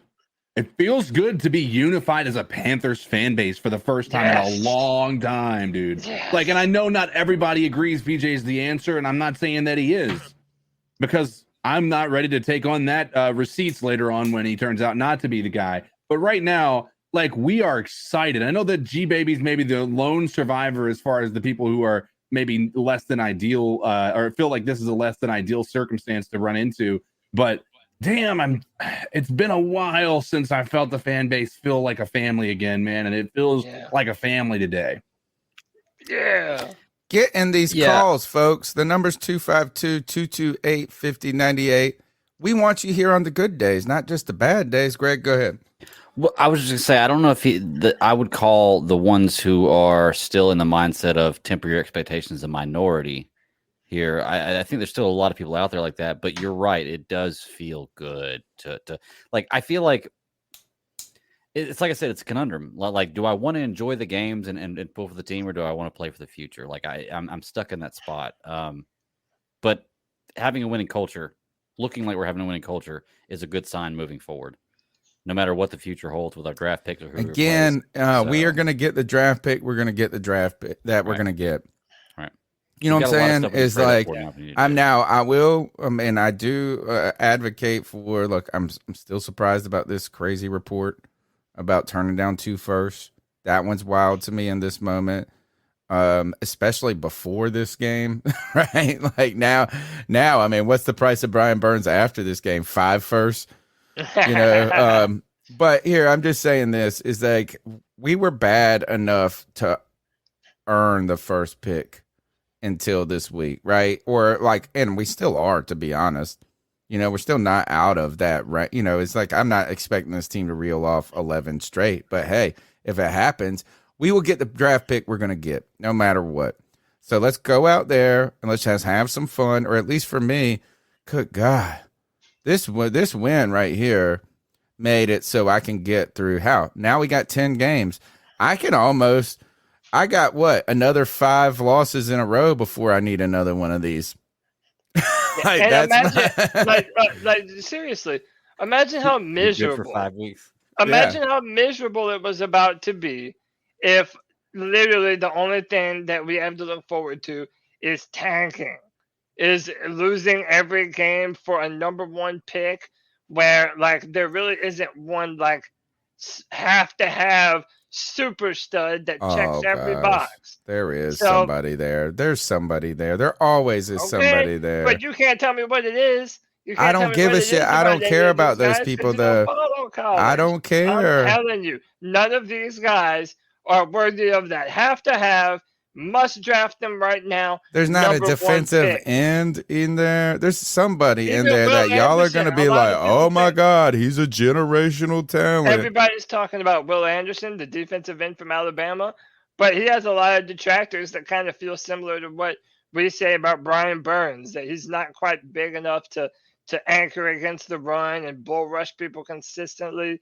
I don't necessarily believe that about him yet. I haven't done my full evaluations on all these players yet. Look at this. Dude, the draft nerd telling us not to care about the draft. There isn't a better season for the Carolina Panthers to become a Cinderella story than this one. Oh my gosh. It's crazy. I'm going to get you believing you won't Cody's a body snatch. I'm going to start calling you Mr. Scrooge over there. No. I'm actually here. Scrooge. You know what? Today, we beat the Buccaneers. We injected a little bit of happiness into my Sundays. We made the season more manageable for the C3 Panthers podcast. We potentially ruined Tom Brady's entire marriage for a football season that wasn't worth it. Think about this. It's one thing to throw your whole marriage away for a chance to go win the Super Bowl. He threw his whole marriage away to lose to one of the worst teams in the league. The Panthers, baby. Let's go. Take that, you cheaters. Cheaters never win, dude. 252-228-5098. Hey, guys. Hope you're having a good one. Great game. It was a well-balanced game. The first well-balanced game in the whole year. I mean, they pretty much did what fans were asking them to do. Spread the ball around, have a balance of pass and run, be able to give the ball to different playmakers and not just one player. Definitely am going to miss CMC. Really sucks that he went to the 49ers, but, I definitely think we made the right move with trading him to build. But really great game. I don't see that, the Bucs obviously had a lot of missed opportunities. I don't see us doing that with other the Falcons, or I don't even see us doing that to the Bucs again. They'll get it right. I mean, they definitely have a whole banged up secondary, banged up offensive line, missed opportunities. So, they just had a Panther game. So, definitely feel like even if we get a couple wins, they're still going to be in the top 3. There's 3 franchise quarterbacks in the draft. So don't worry, Panther fans, we're going to get our quarterback. But I just want to continue to see Deontay Foreman run the ball, get the ball to Terrace Marshall, Tommy Tremble, DJ Moore is finally getting the ball more. I want us to compete, but don't win too many games. All right, guys. Hope you have a great Sunday. Catch you later. All right, let's keep rocking. Wait. Ding dong, Matt Rule. No, hang on. No, because I was fully gonna give Greg the opportunity. If he found a clip of me saying what he said, I was gonna let him play it and dunk on me. Greg, what did I actually say about Will Grier? I cannot dunk on you on this. However, I don't know why this specific comment stuck out in my head, but I didn't remember one part of the comment. You said that I could share the clip actually, but you said that Tepper spent money to ensure that we have a premium insurance policy for Cam Newton. Right. So you didn't say he'd be a premium NFL talent. You said he'd be a premium insurance policy. Right. That was my mistake on that one. I just remember you calling him premium. That was why I was like, wait a second. I know you said he's premium. I definitely said premium. And by the way, a lot of people did. Ding dong, Matt Rule gone. No, I'm done. People were high on Will Greer, but dude, he sucks. Whatever. Let's go. I wasn't. Thank you, Greg. I appreciate that honesty, man. You're the man. Of course. Oh yeah. Ding dong, Matt Rule's gone. This team looks 200% better already. Go Panthers. Yep. I believe Short I told you sweet. that last week. I told you that last week. I know everybody was crapping on them, but I thought like the Panthers overall performed like one of the more enjoyable watch games last week. This week we just made some downfield plays. Dude, we did everything well today. Hey, and I'm we have- actually kind of what I'm most impressed is that we ran the ball so well. And not because we didn't have Christian, which I mean, Christian is still incredible, so I don't want to take one thing away from him. But the Bucks defense is good, or it was at the beginning. I mean, hey, how about this? DJ Moore is the number 1 wide receiver, and we have still not seen the best of him. Right. DJ Moore, that pass in the back of the end zone, dude, the pass that he made on the sidelines. I mean, he was all over the place, dude. DJ today. Moore is the man, and he has been the most underserviced wide receiver in the NFL since the moment that he was drafted, dude. Mm-hmm. I hear no other discussions of it. DJ Moore is the man. We were Look at who it is. reminded of what he's capable of doing. And man, if PJ can continue to air it out, dude, DJ Moore. How about this? You were talking about who you could trade for what? DJ Moore is maybe the most valuable asset on this team. Because no matter who your quarterback is going forward, you're going to need DJ Moore. More than Brian Burns? They're like number 1 and number 2. And right now, I'd probably put DJ a little bit higher. Why? Because his offense? Well, because More his offense, consistent. but also because literally, if you draft a quarterback or go at Corral or summon one from the dark abyss, you're gonna have to have a wide receiver that can make the plays. And DJ Moore is him. He is him. Yeah. So let's go. One place where we won this game this week, and you can look. I was talking in the chat, the Four Horsemen chat we have while the game was going on. Was we went up 14-3. And it was going into the ends of the third quarter. I said, all right, we're conservative the rest of the game. Watch. And then we had that, 6 or 7 play drive where he threw that beautiful touchdown pass to Tommy Trimble. And it proved me wrong. And that was the difference in the game this week. Ben McAdoo called a good game today. Yeah. That one drive was the best looking drive we've had all season long. We looked like a football team that knew what we were doing, had a plan, and was executing it. That one drive. This is what happens when you run the ball effectively enough that then you can pass and gives your offensive line a fair chance of having a good game against the defense where they don't just pin their ears back and come after the quarterback every time. Like PJ Walker had time enough to make some throw. We had time for the routes to develop. And the one thing I thought today is that I saw a lot of space in the field. Spacing was good. I feel like sometimes it's like everybody is all around where we're trying to do something. So it's like, oh, this whole play was designed to do this. And then their whole team is over there. This time I felt like, man, these wide receivers had a chance. The quarterback had a chance. I wonder if that comes back to the under center comment that was made and what that just does in the NFL. It's just clear in the NFL you cannot run entirely out of shotgun. Right. They're just too good. They're too good to but I'd be interested. We need to get some defensive guys talking about that. Maybe some offensive guys who say how it frustrates the defense. The number's 252-228-5098. What's going on, y'all? This is Darius from Raleigh. And I just want to say, great team win. Great team win. Great team win. And I want to dedicate this win to all the people out there that wanted us to tank, because it's proven tanking does not work in the NFL. The facts are on our roster. We have Baker Mayfield, number 1 overall pick, and Sam Darnold, the number 3 overall pick. Right. Tanking does not work. We can still find a good quarterback in next year's draft. I'm just happy for a team win. And we're only one game back in the division. I'm going to always root for this team to win. And I hate to say it, if you continuously root for this team to lose, I just can't call you a real fan because tanking does not work in the NFL. Let's keep pounding.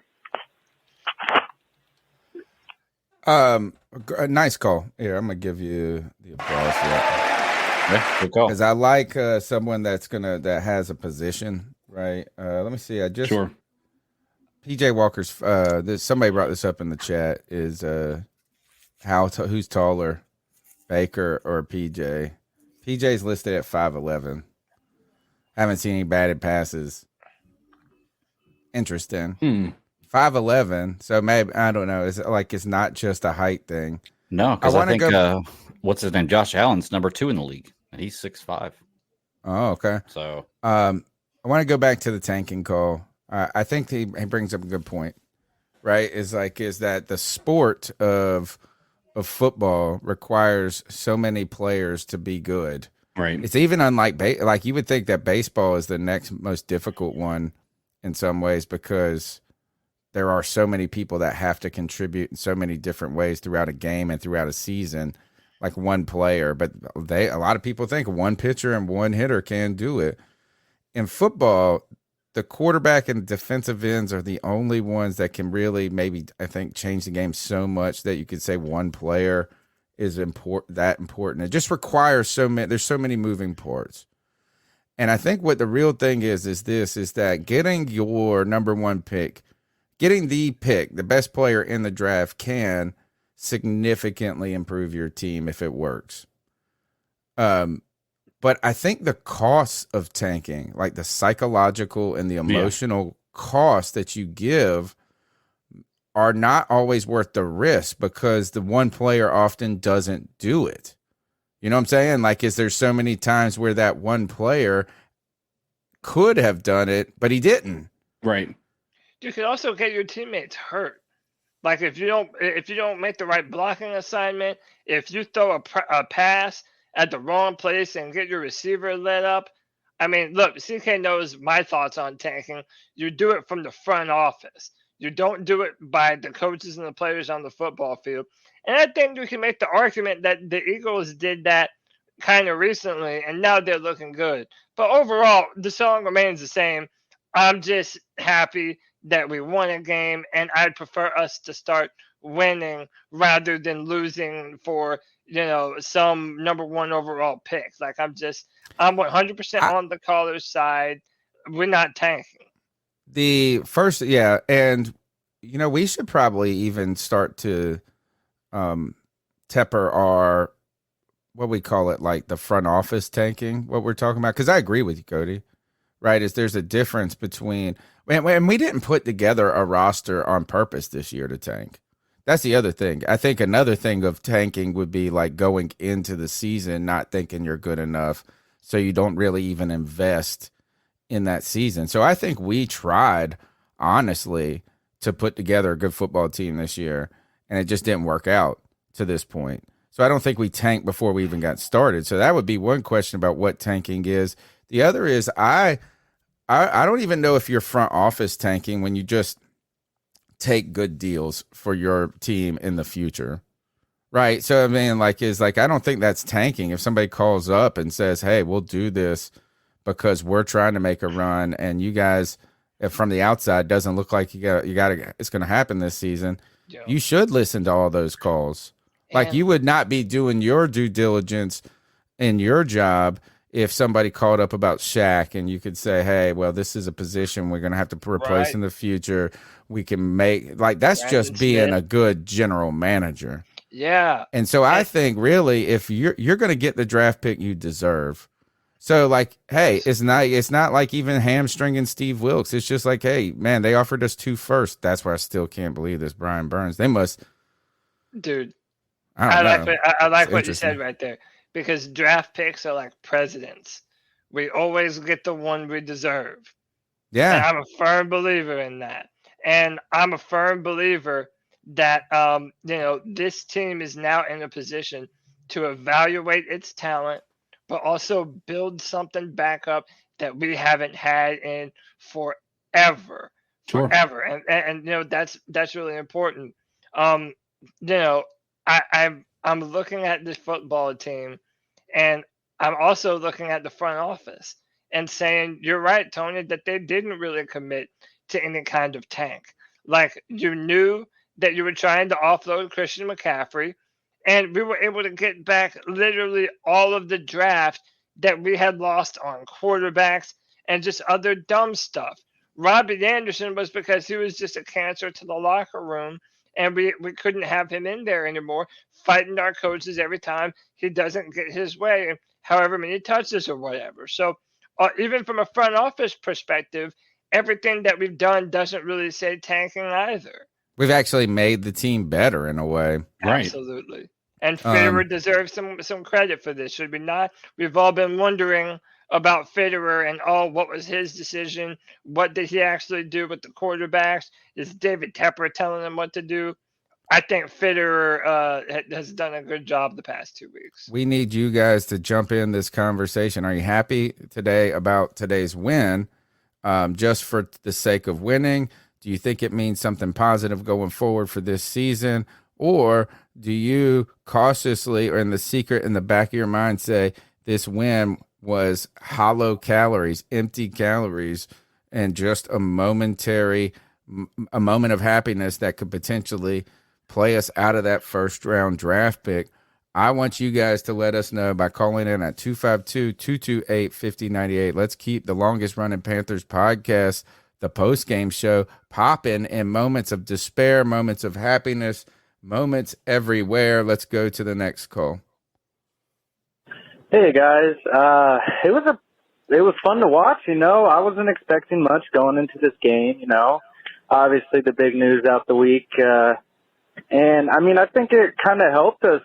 Unfortunately, I know it's just one game, but I mean the defense can't guess that McCaffrey's going to get the ball every play, so PJ's forced to look around, and I think it worked out well in our favor this week. I honestly was baffled at a lot of them. That first half was slow, though. It was painful to watch, but defense held their ground. Offense came back and actually scored some points for us. So, solid win. I don't know if that's going to affect our chances of getting a new quarterback, but I'm not really caring to see a quarterback right now. I mean, we got, 4 options at this point? So, I mean, we just got to keep taking it week by week and see how well everybody works well with each other. Appreciate you guys. Have a good one. Bye. Appreciate you, man. Yeah, hell yeah. Shout out to Nick Montero, our boy from Mass, helping us out, man. Not only is he a super fan, but he gives $1.99 super chat. Said, "Witness the Walker wonder, makes DJ great again." We should have made. We should have been wearing hats that said "Make DJ great again." PJ makes DJ great again. There's your little sticker you could make. PJ makes DJ great again. The number's 252-228-5098. I want the callers to get in on this, and I'm going to ask you guys this question. If Steve Wilkes wins 3 more games, does that mean that Matt Rule was the biggest fraud in the history of football? Maybe not history. Does it really just mean does it? I'm not ready to say. I would say this is part Rule's team. He was instrumental in assembling this squad. He couldn't ever get the wins with them this year. Right. But so I'm not ready to say that this win alone. What would it take what would it take to be indisputable evidence to you guys that Matt Rule was a fraud? I've already got it. So hard. I think it's indisputable now. So mean. Yeah. Okay. Yeah. Look, dude, I can get a box of Legos without a pattern or something like a map to draw to make whatever we make and make something amazing, But if you give somebody a box of Legos and they can't make something really cool, then they're just not good at what they do. And that's what Matt Rule was. He was given a box of Legos and you can make some really cool shit with it, but he couldn't put a winning team together. And that's the difference. And we always underachieved according to our talent. Wow. When you compare it to our talent. And by the way, I'm a firm believer that Baker Mayfield and Sam Darnold were Matt Rule picks, that Matt Rule and Phil Snow were the ones that wanted these clowns to come in and be quarterback. And you know what? I'm gonna go like Greg here and put my tinfoil hat and go all conspiracy. I think Baker Mayfield and Sam Darnold are more healthier than they let on. And I think they're just like, nah. Oh, you I what? know Screw with it. Sam. I know with Sam. Absolutely. Oh, I know that with Sam. the I fact also know that this team, I think they've faked or embellished Sam's injury last year when they put him on IR. So if let me ask you this, Tony, if Matt Rule was still here, who do you think he's playing? PJ Walker or Sam Darnold? Sam Darnold. Absolutely. Absolutely. So to me, I don't need any more proof, man. Like obviously, I know. All right. I mean, I guys, think fraud's such a hard word. I like how you guys are so confident. PJ Walker was not going to be on this team if Sam Darnold and Matt Corral didn't get injured. He was going to be cut. He was not going to be on this team. Should have been. Well, didn't he go to the practice squad and we brought him up after the injury? No. Oh, okay. I thought he did. No. We didn't have any. You don't have a practice squad until the set regular season starts. Okay. I like this comment. Marcus Butler says he didn't practice 2-minute offense. Obviously, so he's a fraud. Oh, yeah, he is a snake oil salesman, and that's what he did. He sold David Tepper a big shiny vat of snake oil. Well, no That's more. crazy. It's crazy that is you can pull that off. Yeah. It's crazy that the whole world gets so baited into these things too. It's not like just Tepper. He had the whole football world. Like, look, the Giants were about to hire him. I mean, it's not just he was interviewing with the Jets the year before.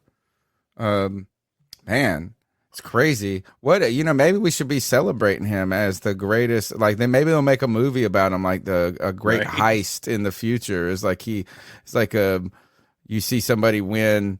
He stole $64 million in the middle of the night from David Tepper. Netflix special to come. The number's 252-228-5098. I got another good coaching comment after this call about the defense.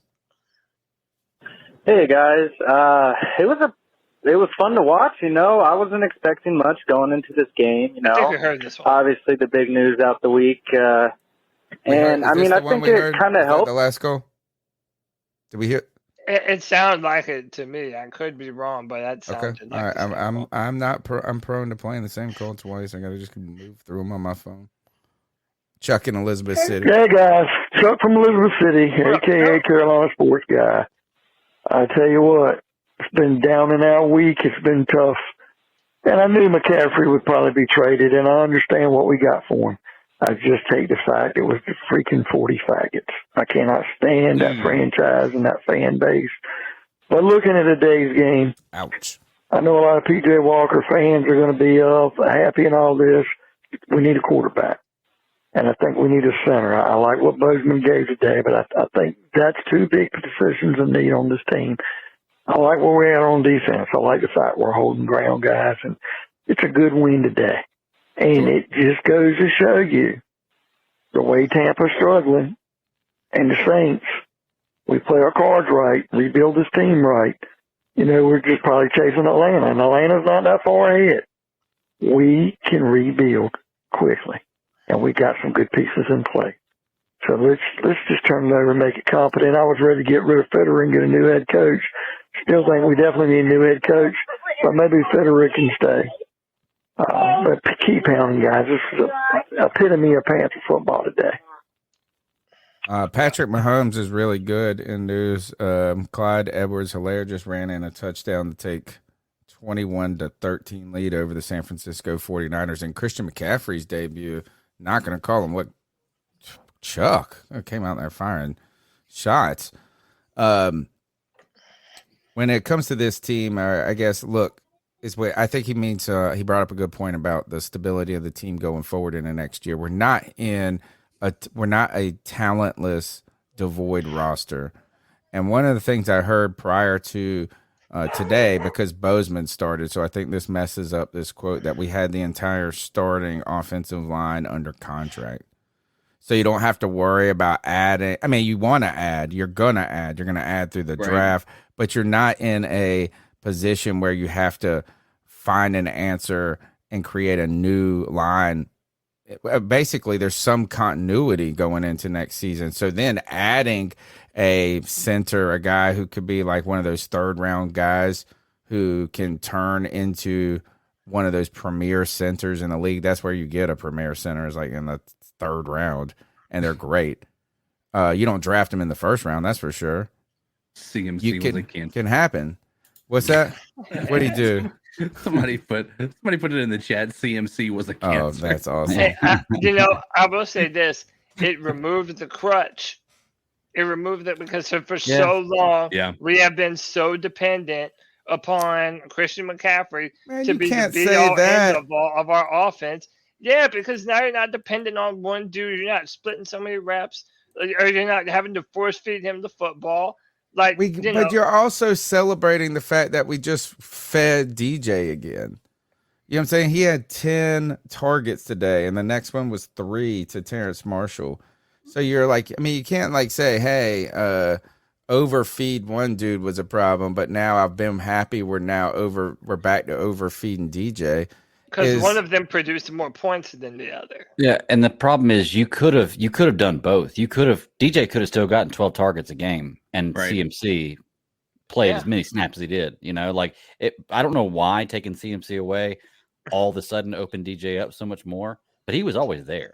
It's kind of a conundrum too that sometimes I've heard people talk about this with number 1 wide receivers, that you go to them too much.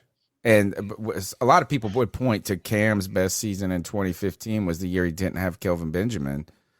And the year before we had Kelvin Benjamin, and the year after I think we had Kelvin Benjamin. And it just like Cam seemed to like feel obligated to go to him. The game plan felt obligated to go to him. And some of these guys, some people I've heard that say that running quarter or more mobile quarterbacks thrive with receivers that don't need to be the singular focal point of the game, because the game's going to be more fluid because you're running around, you're doing different things. And some people have pointed to Lamar Jackson never having a number 1 in that case. So it's just kind of crazy. Having the greatest player sometimes funnels your game plan too much. I hear you, and I think that there is truth to that. But I think Josh Allen, who is a very mobile quarterback, benefits very heavily from having Stephon Diggs. Oh, agreed. Yeah. But he doesn't overgo. It's not like so. I mean, you always see other people getting involved in that.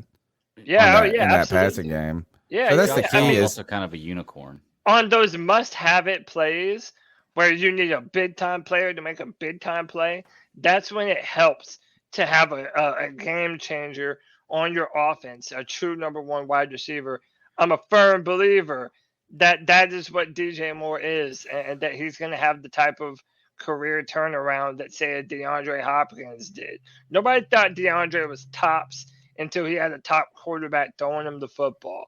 Dude, I'm telling you, continue to build, continue to put talent on this team, and DJ Moore is going to continue to ascend. You got to wonder, too, if it's got a little bit to do with the quarterback in the situation. Not always. Like maybe some quarterbacks do better with a guy that they have that rapport with. I mean, I think, look, Aaron Rodgers, you guys were just talking about how he looked cooked. And Green Bay lost to the Commanders today.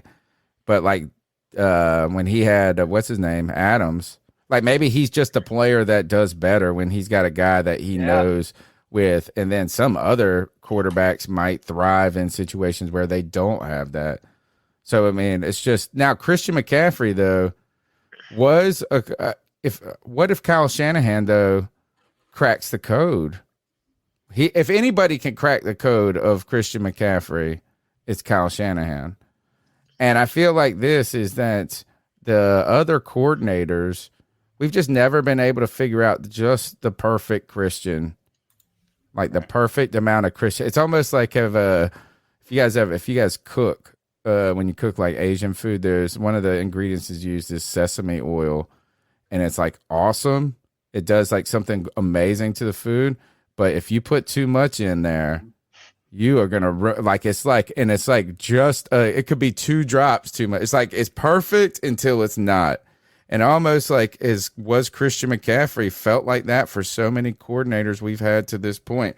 The number's 252-228-5098. Let's go to the next call. Everybody's at you again.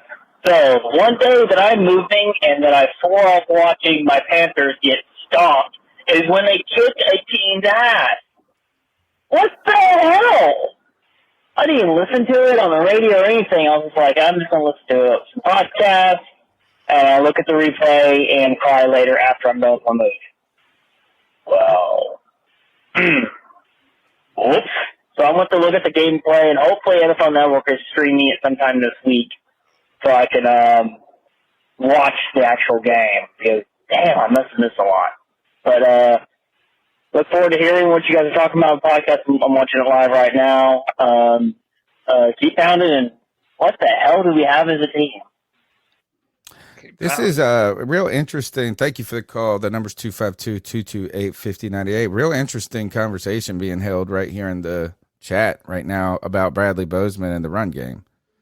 So it's a few people are talking about how Bradley Bozeman finally gets to start, and we run the ball effectively in this game, and without Christian McCaffrey against a Tampa Bay defense that's been very good against the run this season. Tony, this is how I know that Matt Rule is a fraud. This is how I know. This is one of the many reasons how I know, but it's definitely one of the main ones. You brought in Bradley Bozeman in free agency to be that big, strong, stout center that he was last year with Baltimore. Baltimore fans did not want to lose Bradley Bozeman. But because of that, to quote Pat Coltrane, that nepotism, they brought in Pat Elflein, and Matt Rule essentially made this man play.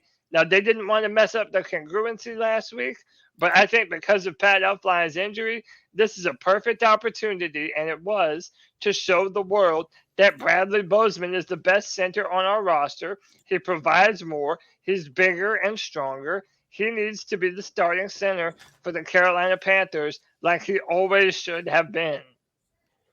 Cover me for a half second. My kid's not going. Yeah, man. What do you guys think? I agree with you 100% there, Cody. That, like I said, I was in the camp with you of I believed he was a fraud. I think from the beginning, everybody knows that I believe he was a fraud. But that was one of the biggest questions: is why the hell do you trade for players you don't play? You know, we always had questions of him, Right. you know, questioning shortness of arms and not playing players you drafted. And okay, there's an excuse for that. But why the hell do you not play players that you trade for? Like, it makes no sense at all to trade for a player and not play him. And I agree with you 100%. That's the dumbest thing ever, Right. man. And it's showing why. Infuriating. I mean, dude, if you don't think that those two things are tied together, so by the way, I said 169. In that clip, Wilkes said 173. So 173 rushing yards, running back by committee. You had Deontay as your one. You had Chuba as your number two. And look what you were able to do, man. Our offensive line just takes off. This is absolutely the perfect thing. And I think that was a big reason why this W was a big time shot in the arm today. Like, because that running game was able to kick, they had to respect the run, and that allowed us to be more potent and take chances downfield from PJ to DJ.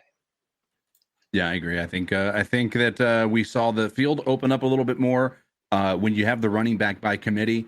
The defense, I think, had to spread out more, and that gave the wide receivers a little more space out in the back. They gave the running backs a little bit more to move with. And I hate to say addition by subtraction, as so many people have, but as of right now, we haven't had such a dominant performance as we did today on offense, and it's hard to argue the results. Even with our win against the Saints, it was all defense. There was no real excitement with regard to our offense. Even with the win against the Saints, this is the first time our offense put together a complete team or complete win. And what is the one thing we have been pining over is to have, when our offense plays well, to have our defense play well at the same time. This is the first time, and I don't even know how long, that I felt like that was something that we saw. It's incredible. We held the Bucs scoreless, essentially. Yeah, no touchdowns. Only 3 times in Tom Brady's history has he been held this low. In his history of playing the game in regular season games. We haven't talked about this. that big time Mike Evans miss or the drop at the Ooh. very start of the game where it hit Mike Evans Oh, yeah. right in the hands. I mentioned it. Dude, didn't that remind you of a couple of years ago, Julio Jones? Matt Ryan threw a beautiful pass to him. It was like damn near in the back of the end zone, and Julio just dropped it and boggled it. Like, to me, it had a lot of those vibes when that happened. You'd love to see it. I tell you one thing is Julio never catches his own touchdowns. Man, and Julio hurt, or like I think has he even played one game this year? He's barely played any ball. He has played, but he not. caught him. 2 I games, saw, I think. and I saw him make a great play. The one he got hurt on, he it was a fantastic catch. Still fast as the wind. He's just never available and never catches touchdowns. Mm-hmm. That's incredible that this team played so well. And actually, I won't say every phase of it. Shi Smith no more punt return. No, sorry. Bringing back too many vibes of Philly Brown back there, of that white Brenton Burson kid back there, just making dumb decisions. When Shi almost jumped on the ball, did you see that? It was like a punt. It like and he did jump on the ball. Yeah, it was pretty stupid. What the hell? Like, you just let it go. If you're not going to catch it, you got to let it go. You don't have to. There's no choice. It wasn't even near you. It wasn't going to touch you by accident. You know what I'm saying? Like, he just it was weird. I'm a fan of his physical talent. But what can I say? He went to school at South Carolina, bro. So he's a little bit behind the curve, if you know what I'm saying. So, hey, man, I guess we'll have to pray for him. Okay. The number's 252-228-5098. Please, I don't want this show to end that quickly. Like this game, the show's going by too fast. People are too happy here. Get on with us. The couch is the celebratory couch. Get there. Call in 252-228-5098. Smash the thumbs up button. Be a part of the conversation. What's up, C3 Podcast? This is the head of the Panthers Den. How y'all doing today? Of course, y'all are doing excellent because I'm doing wonderful.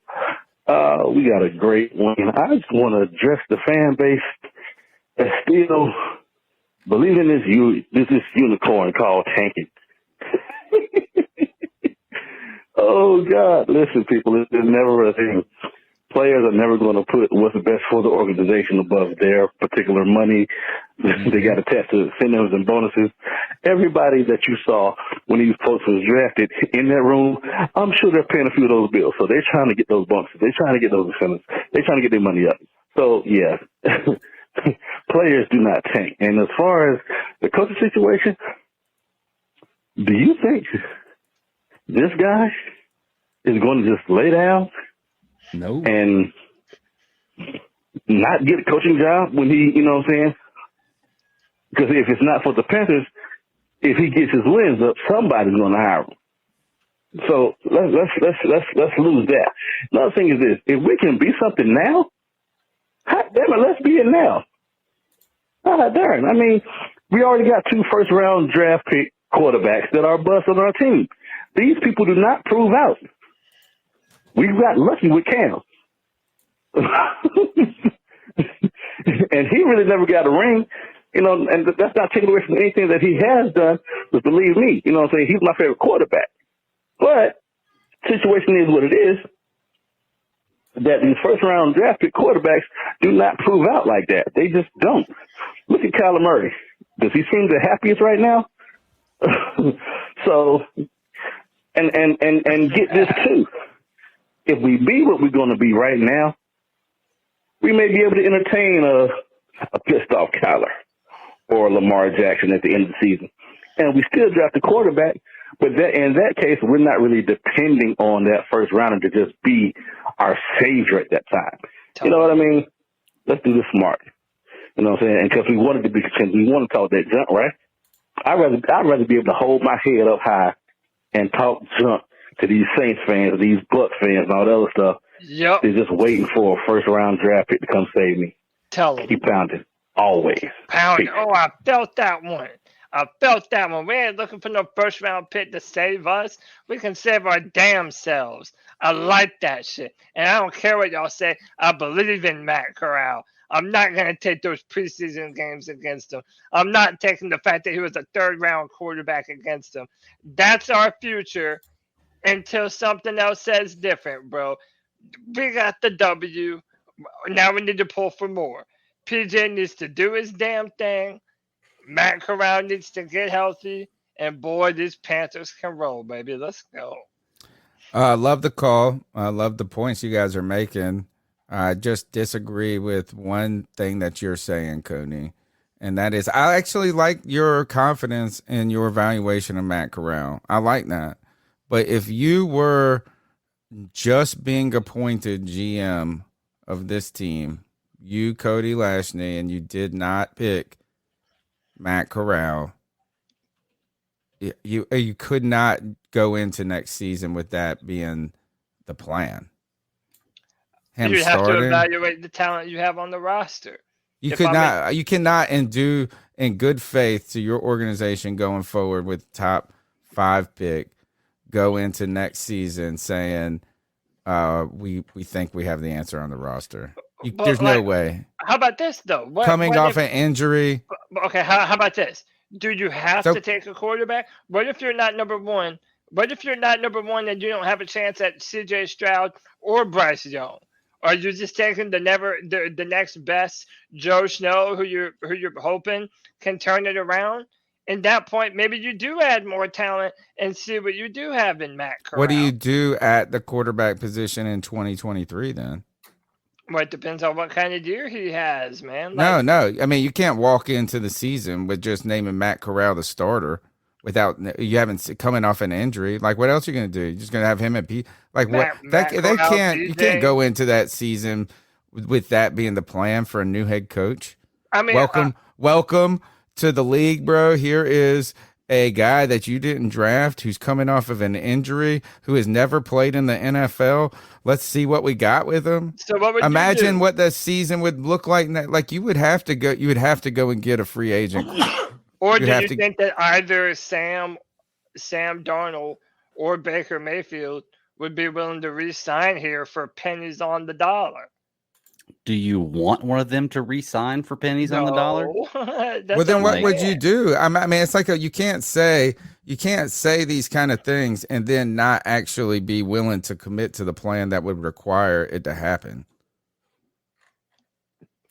I mean, maybe, but again, Like what kind of NFL head coach is going to come in here and say that's the plan?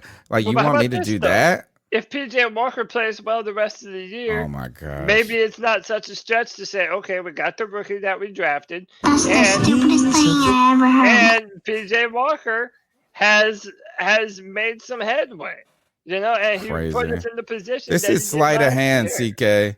Yeah, Cody is doing sleight of hand right now because that's just not realistic. It's not realistic to even think that you could. Give me a more realistic answer, Tony. What's a better, more realistic answer?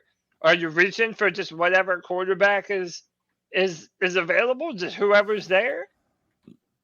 I think it's not fair to answer that question right now because it's all situational, right? Yeah, I would say this is I think they're the top 3. Everybody, you guys keep throwing some other names like a top 3. Like the third guy might not be that far from the first Levis. 2 guys, right?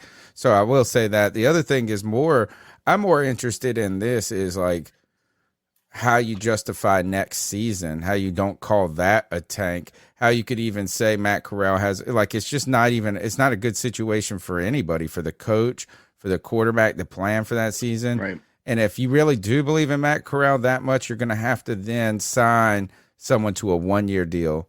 That's what I would do. I would sign none of these multi-year deals, none of this shit. So you got 1 year, you're going to be the starter for the first 5 games, and then we're going to put Matt Corral in, or Matt Corral's going to beat you out in camp. But you can't just walk into the season with Matt Corral and PJ Walker. That would be fucking lunacy, dude. Let's do it. Matt Corral season, baby. Let's go. All right, here. Let me see. I'm going to skip up to Witness the Walker Wonder. We got some good calls coming in. I also want to tease this for the callers. We've talked so much about Wilkes, and I want my panel to think on this. the coaching improvement with Wilkes. This defense held Tampa Bay to 3 points today. Al Holcomb calling the defense without J.C. Horn, without Jeremy Chin. Was Phil Snow over? Was he fraud? Was he fraudulent in a way? And maybe that's too harsh, but like, has the defense improved? Addition by subtraction in the coaching aspect there. No 3-3-5 stack if I can remember correctly. Let's go to the next call. Hey guys, it's John Jenkins again. And first off, this has got to be my favorite episode ever of the C3 post-game show. Anyway, I know it's like basking. I just want to say I had a simple observation about PJ Walker. I know that I'm a little biased, but I took my kids to go see the Vikings game last year. Bought some binoculars, and I was watching the sideline. I was watching the team chemistry, I guess, between who was hanging around Sam Darnold, who was the starting quarterback at that time, and who PJ Walker was hanging around. And there were like 5 or 6 guys just like chatting it up with PJ. And Sam was usually by himself or with the QB coach. So there is something about PJ. Like, the guys respond to him. And, I mean, I saw that in the XFL, which is why I've been on his, been leading the charge for quite some time now. But anyway, that's just an observation. I mean, maybe he does bring some sort of intangible to the team that, Sam and even Baker didn't even have. So that's my thoughts, y'all. Keep pounding, and of course, witness the Walker Wonder. Hey, shout out John Jenkins. I'm happy that he's so happy. You know what I mean? Dude, this man, look, even when PJ Walker is not a part of the discussion, he's always in the here. Chat room, witness the Walker Wonder, baby. I love it, man. Shout out to John. I don't know, PJ. Dude, it even goes back to that Detroit Lions game that we pitched that shutout, which was very similar, We didn't even let Detroit have a field goal. Tampa got one today, but it's like, dude, PJ in these weird moments just provides a spark that no one else does. In 3 years, not Teddy Bridgewater, not Baker Mayfield, not Sam Darnold has been able to provide as big a spark to the Carolina Panthers playing quarterback as PJ Walker.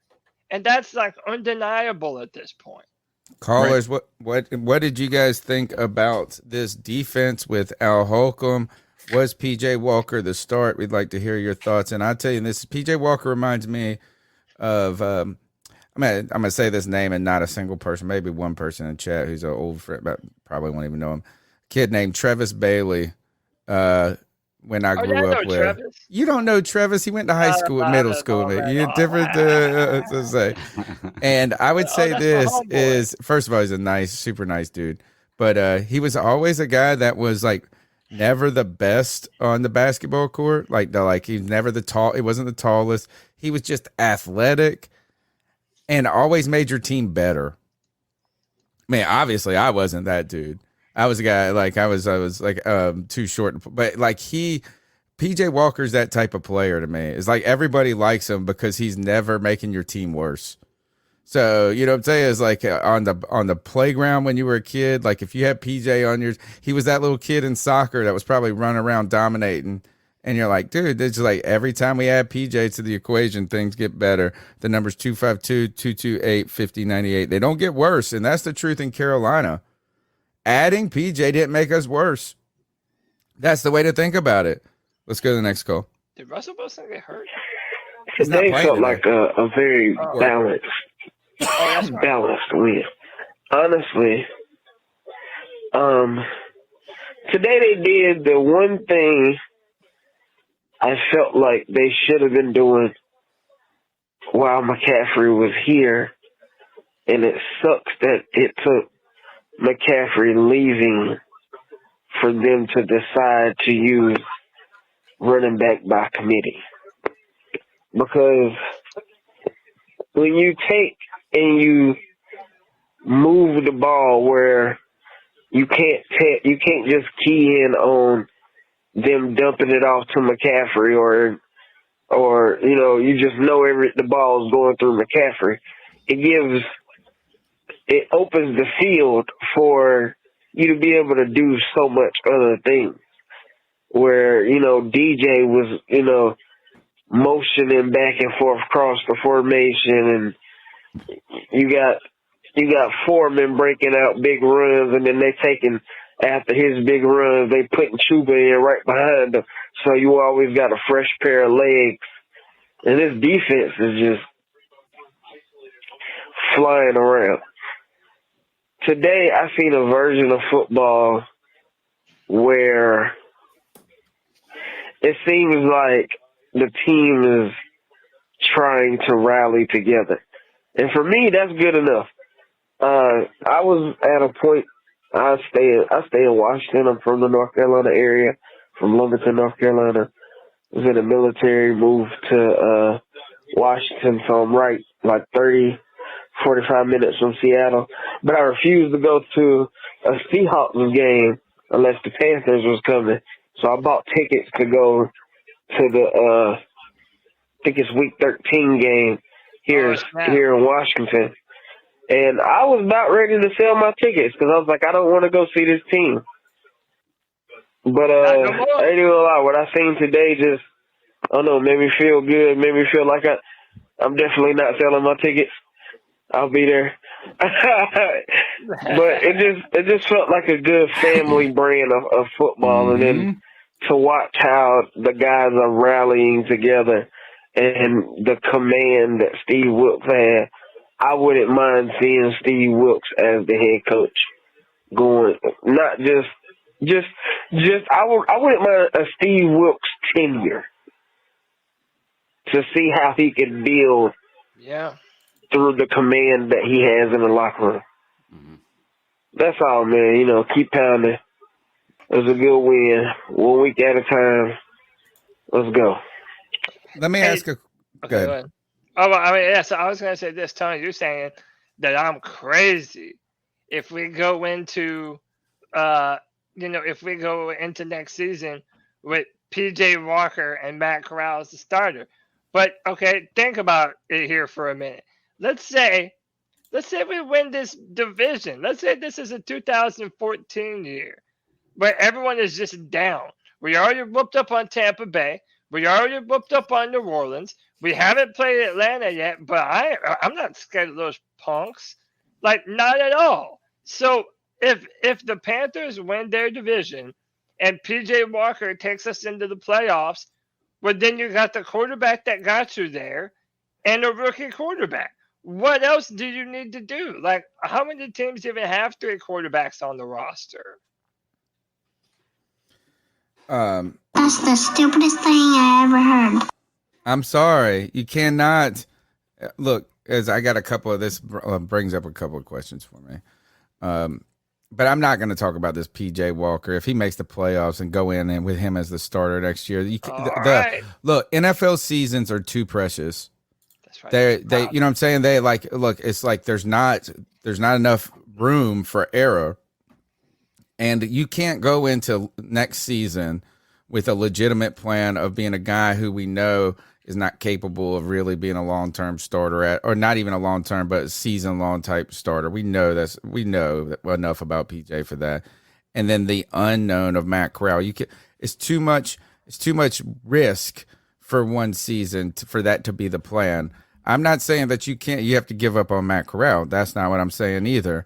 But you would have to make there has to be some more safety net in there for that head coach. The other thing is this. Gardner Minshew? No, because he started a full season. I would think you would need some sort of a guy capable of starting. Like you would have to have like a Baker Mayfield, somebody like a vet. That's what I'm saying. You would have to have a vet in that situation. You can't legitimately. Walker is not a vet. If he takes us to the playoffs, that's more than Baker and Sam ever did. No. It's about playoffs and one playoff game. Not for us. All right, no. All right, look. So stop just trying to fight this on that point. It's just irresponsible, is what I'm saying, and it's irresponsible to that coach. My next thing. How about this? Imagine if you did hire Steve Wilkes, and you did that to him it didn't work and you fired him afterwards, the lawsuit would just prove itself again. It would be like equipping Steve Wilks for failure. My last is a real question because I don't want to comment back. Stop, Cody, stop. PJ is this guy who gave the game ball to PJ Walker. Well, because he not his guy though. That's the dumbest. That's his guy. That's the stupidest thing I ever heard. He picked him over Sam Darnold. No. Hey, tell me this. What does Steve Wilks believe has occurred in his career? What's his lawsuit over? Not being adequately respected, probably, and put due to race. Yeah. Due to race. Okay. Let's say it. Now let's talk about PJ Walker, how he has been obviously outside of last week. He is an undefeated starting quarterback. And when was he ever given a shot outside of that? See, but look, no. I'm not saying I agree with the mindset because I think that we've seen plenty enough from PJ Walker to question his ability to play at a high level. But if you're Steve Wilks and you look at that situation and you look at your own, it's hard not to draw parallels to your own circumstances. That's his guy. And I can get that. But here's the thing is I believe Steve Wilks is a good decision maker and a good evaluator of talent. Okay. Sure. There is absolutely no way you can look at PJ Walker on his best highlights and the best things he's done if you have a top 5 pick and a chance to get one of these quarterbacks and say that he has more talent than them. Period. Hands down, there's no way you can say it. I don't care about pedigree. I don't care about the experience he has in the NFL. There's absolutely no way. So if he has that option and he chooses not to go that route and ride with PJ, Corral's a different story. But just saying PJ, that's a bad judgment of bad evaluation. It would be a misuse. You know? There's no way you could do this. That's Absolutely. what I'm trying to say to Cody is like it would be like an egregious error. Even like I couldn't respect anybody who even advocated for that plan. Right. Right. It's like you it might would have no choice. It would be You no. might have no Sorry. choice, Sorry. bro. Here's the last question I got on the matter, and we're gonna go back to the calls. And maybe think about this one as we take the next call. Let's do that. Think on this question. Can you promote internally without a search committee and not violate the Rooney Rule if Steve Wilks is the coach? Wait, say that again. I don't know. So what would happen is this. So think of like last year is the Saints they're moving on for their coach. They know who their guy is, or they hire internally their defensive coordinator, but he's white, right? So we have the Rooney Rule in place that you have to interview and you have to have a minority candidate. That's a legitimate opportunity. Yeah. And a lot of times people question if those are even really legitimate or if they are just token. In fact, you could look towards the Giants hiring Daboll and interviewing Flores after, and that's where a lot of this lawsuit comes from. So you can't just promote internally without having a search committee in the NFL. If your promotion is, but Wilks is a minority, so can you just promote him and just say this is our guy and still be in the legal? I think you might even be able to meet that. It might be the only way. Yeah, I think you still meet that requirement. That would be interesting. We're gonna have to do, Greg. I don't know how easy that is to search, but maybe we can look that up. I mean, let's see what the Rooney. Maybe somebody could pull up the Rooney Rule. What is the Rooney Rule? What are the specifics of it? But I work at a big institution, and it's by the state, and they have all these. Like they have to have search committees, even if they don't want to. I mean, you have to. I mean, it's like you can't just hire. You can't just appoint people. Like you actually have to have. It's just the rules. There's no ifs, ands, or buts about it. So I wonder if you have to host interviews at all. I've got it pulled up. I'll do that to call. Let's check the next call out, and then we'll come back to this, just so it doesn't overshadow the caller's sentiments. Hey, C3, this is Daniel Castro, a.k.a. Flex King, calling out of Greenville, North Carolina. Oh, man. Home of the Pirates. Dude, we live in the same town. Keep pounding. Great wins by the Panthers. I was in the tournament during the game, so I haven't got a chance to fully watch it, but Steve Wilks is coming to town to really make a difference and bring back the Carolina Panthers winning ways. He has done everything that you'd expect in a coach. I think we're doing the right thing by allowing our team to win and to keep pushing the limits of what we know works.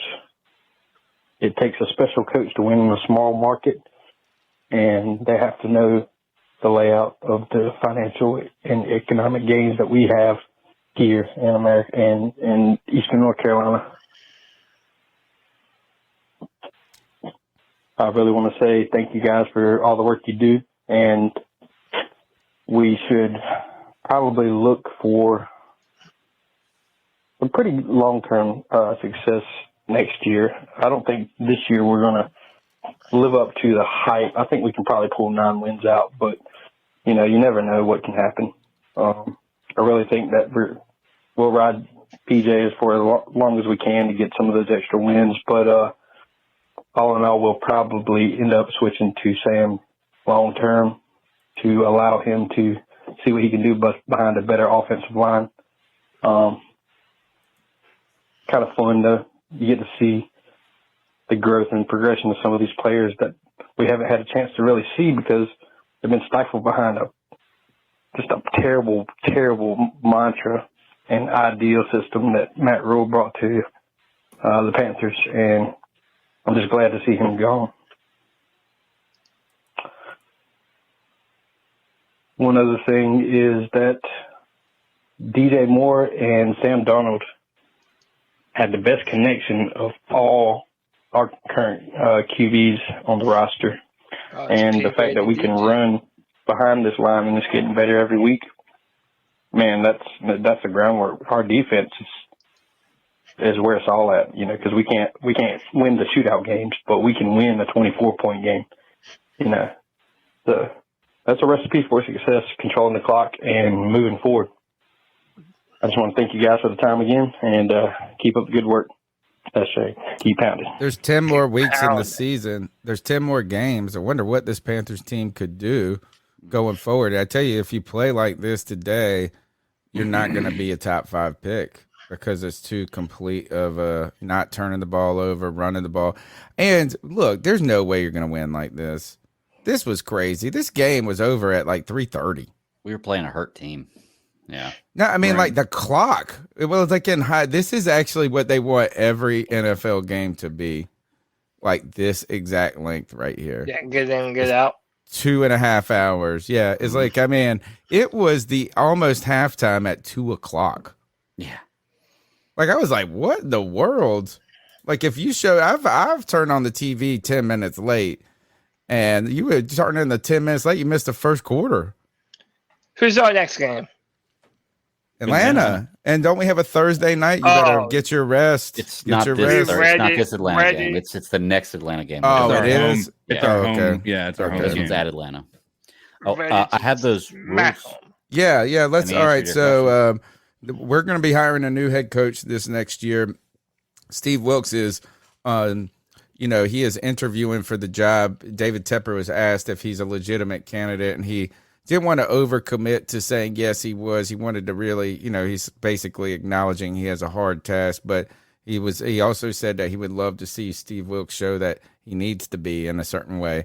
Mm-hmm. So the Carolina Panthers are going to have to hire a head coach, and the question is, what are the rules in the NFL about promoting internally? Tell us about this Rooney Rule. Well, so the Rooney Rule is broken down into 5 parts, and actually the first part is all we need to read because it actually answers the question. And the first part reads, clubs must interview at least 2 diverse candidates from the career development adversary panel list or a diverse candidate not currently employed by the club. So by reading that, I'm assuming that if Wilkes is on this panel list, you don't have to interview anybody else outside of it. However, if he is not on this panel list, and you interview Wilkes, you also have to interview another diverse candidate. Who makes this list? I wonder if you could Google the list. I don't know. That's a good idea. Interesting. Yeah, it sounds like they're still going to have I would be guessing that they're going to have to field interviews. That's fine. Call D'Amico Ryans, give him an interview. But if Steve Wilkes does this and turns around this team, like we were all staring down the barrel of a first-round pick. If he continues to put up these kinds of performances, dude, he has to be the number one candidate for the job.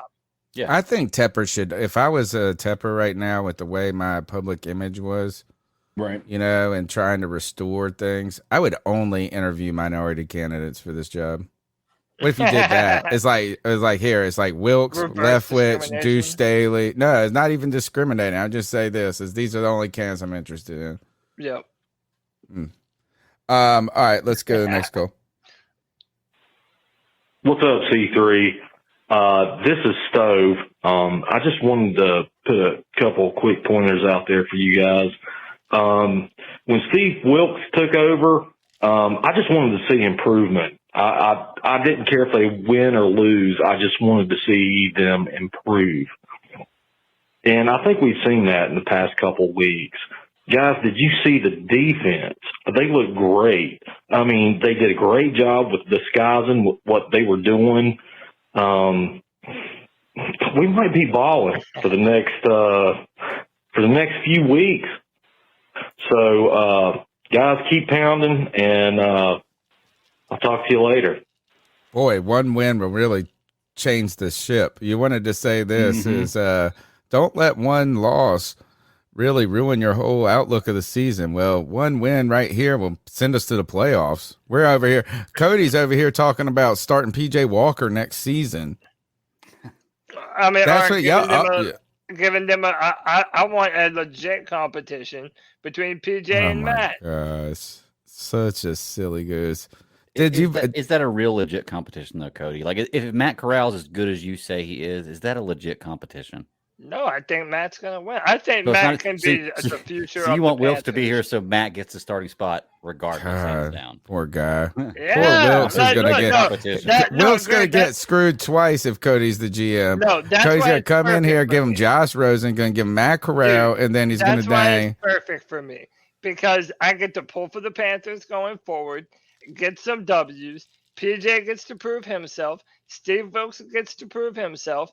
And if it takes us out of the top quarterback, consideration, then yeah, I believe in Matt Corral. And I think that puts him a little bit closer to being the legitimate starter for the Carolina Panthers. So, hey, man, I'm honest. I say how I'm feeling about it. I think that would be perfect, man. All right, next call. Hey, super win today.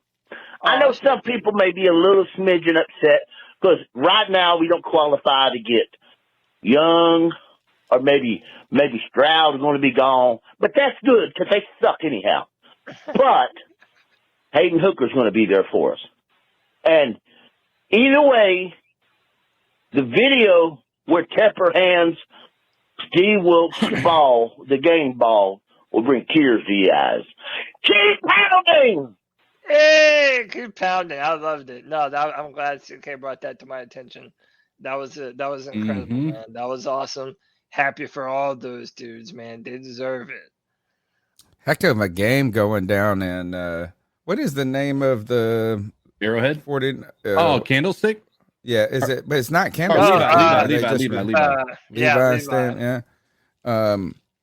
Great game going down there. 28-23, San Francisco. Patrick Mahomes still reminding everybody that he is the best. He's the dude. Let's go to the next call. We're getting towards the end here. Yo, what's good, C3? It's JD864. Hey, I was just calling in what y'all was saying about Corral taking over next season.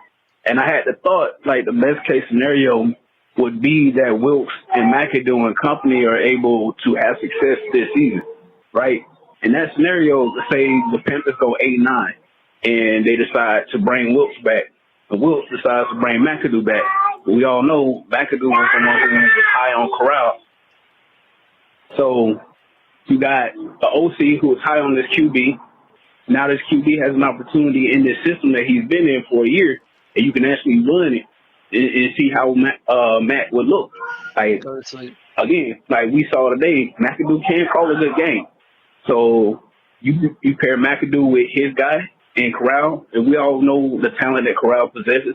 I personally am very excited. Like, I want to see Corral behind this offensive line. Like, the O-line is playing phenomenal.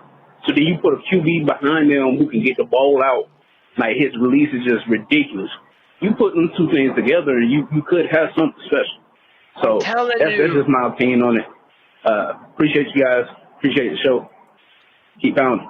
Keep pounding. JD knows. Why Big Jordan knows. Dude, I'm telling you, man. Y'all, you're thinking too short term, man. Look at Matt Corral's film.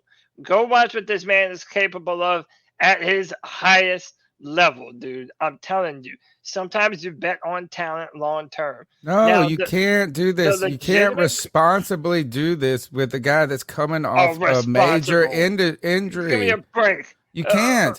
That's the thing. Is like you're acting like this. Is that he's an pristine talent coming in this moment? No, you're putting an unknown commodity. Not only are you trying to bet on all of this stuff that you were kind of betting on this year, you didn't get the year of development. You didn't get the year of practice. You didn't get the year of any tape or any. You just got 1 year removed from football. One more farther year of him removed from playing football, and a guy you already had concerns about with another injury. It would be irresponsible, and irresponsible is not even the right word. There's got to be a stronger version of the word irresponsible. It's like it's like egregious. It's beyond egregious. Yes, you can't do that. You don't even know. Look again, but you don't even know.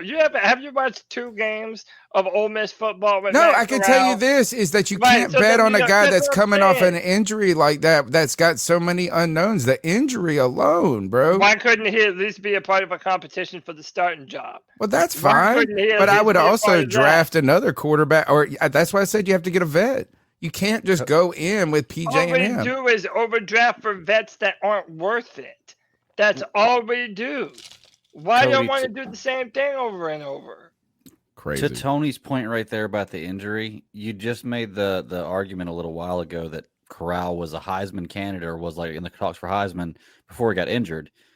Well, he got injured at the end of his senior season during the bowl game, right? Which is the very end of the senior season. Or the season he came out on, the senior season. Yeah. And then he gets injured immediately in the NFL. Like, how do we need another injury before we start to say he's injury prone?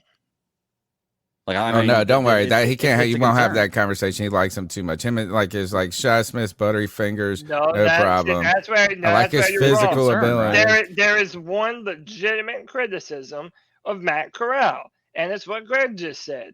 Right now, he got hurt at the end of his college career. And he got hurt in one preseason game. So I can't tell you that I guarantee. That's why I'm saying you can't go into the season like that. That's my whole point, Cody. You can like him. He could be the great, but you can't say, oh, we're legitimately going to hope that PJ Walker and Matt Corral will give us a season that's worth watching. It would be like this. It would be worse than this season. So what? You're going to get Joe Flacco? Malpractice. That's the word I'm looking for. Mark Carson. That's it. Malpractice. It would be malpractice. Oh my God, you guys are. It would be. You're being so dramatic, dude. I just don't have enough from him yet to see if he's the guy. I get it, man. And by the way, and just so that way we're 100% clear, and I said this to CK earlier, if we're looking at one of the very top quarterbacks in the draft, it's a non-issue. They're going to draft a quarterback. I'm not denying that. What I am saying is that if the Panthers continue to win, pull themselves out of the quarterback conversation, and PJ Walker starts to look good down the stretch, then hey, I mean, what other free agent options out there are you going to bring in? And maybe you could look that up, Greg. What free agent quarterbacks are going to be available next week? And by the way, God forbid you don't read Gardner Minshew's name on there, because if it is, Tony, that's his dude. That's gonna be the guy that he wants. Man, that would be a good mentor to Matt Corral. Would be a good mentor. The list says, let me pull it up. Man, it's gonna be like Josh Dobbs, Mac Lamar Jones, Jackson, Tom Brady, Orlando Brown Jr. These are just free agents. I'm sorry. Hold on, wait a second. Before it was just quarterbacks. Okay, quarterback: Sam Darnold, Teddy Bridgewater, Mason Rudolph, Jacoby Brissett, Gardner Minshew, Case Keenum, Geno Smith, Tyler Huntley. Oh, they're gonna go get Geno. Gino wouldn't be terrible for a young guy. Dude, Gino's Seattle's not not an letting Seattle's He's not not an gonna upgrade. let Gino go. Gino's having an anomaly year. He's having a I good know, year it's because he's crazy. with it got a good It's coach wild. and he's So until y'all, okay, I'm advocating for malpractice, whatever. Until y'all come up with a better plan with a better quarterback that gives us a better chance to win than PJ Walker, if he actually does finish out the stretch better than we're thinking he was going to, then it's not outlandish to me. Panther But Girl see, 73 with the $5. All she says is amen to a win. Thank you, But do you, Panther do you Girl. notice how you're caveating that with if he finishes out well? Like we're talking about right now. Like if he finishes out well in like 7 or 8 weeks, I then still yeah, will I'll say it's definitely entertain. I'll malpractice. definitely entertain this conversation. But as of right now, there's absolutely Oh, nothing. sure. One He's game at it doesn't like do it for me. PJ. I PJ don't could be the disagree next with you Jake after that. Delhomme. He could be the next Jake Delhomme, dude. We might have him right here. Let's go to the next call. Hi, this is a Charlestonian holding down the fort in Memphis, Tennessee. Been a Panthers fan since the beginning, and I am absolutely shocked we won that game. Keep pounding. Keep pounding. Keep pounding. Yeah, I mean, it was definitely a pleasant surprise. You got to be crazily shocked if you're the Bucks. Like, I don't know, man. What a tough loss that would be from the other perspective against a 1-5 team in a moment where you're hoping that you can find, you had a good opponent to be beat up against, and you got beat up. Wild. It shows you this is one of the things I've been thinking about sometimes when we do these post-game show in the past couple of weeks is we always focus on our team so much, but you got to think too that there's another team on the other side of the football playing for a lot of different things and a lot of different reasons.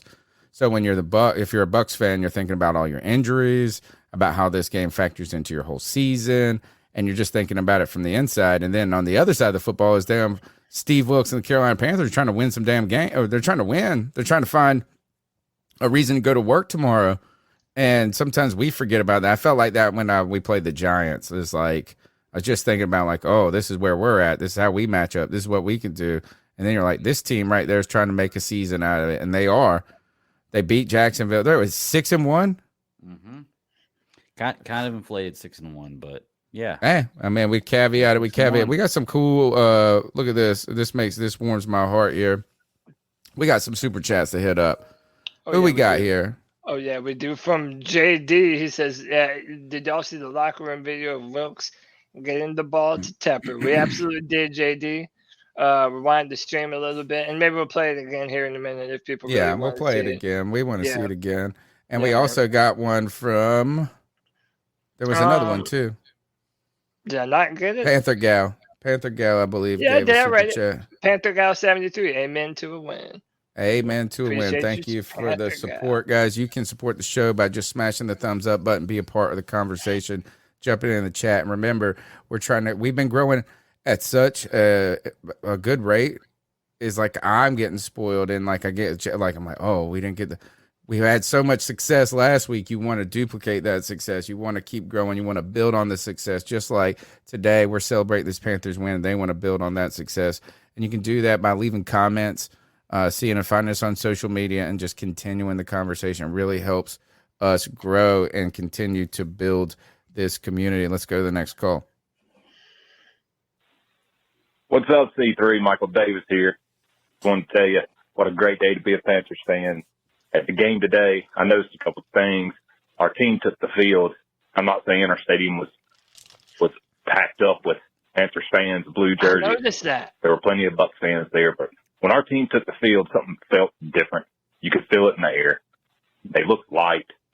They looked like the pressure was off, and they were there to do one thing, and that was just to play football.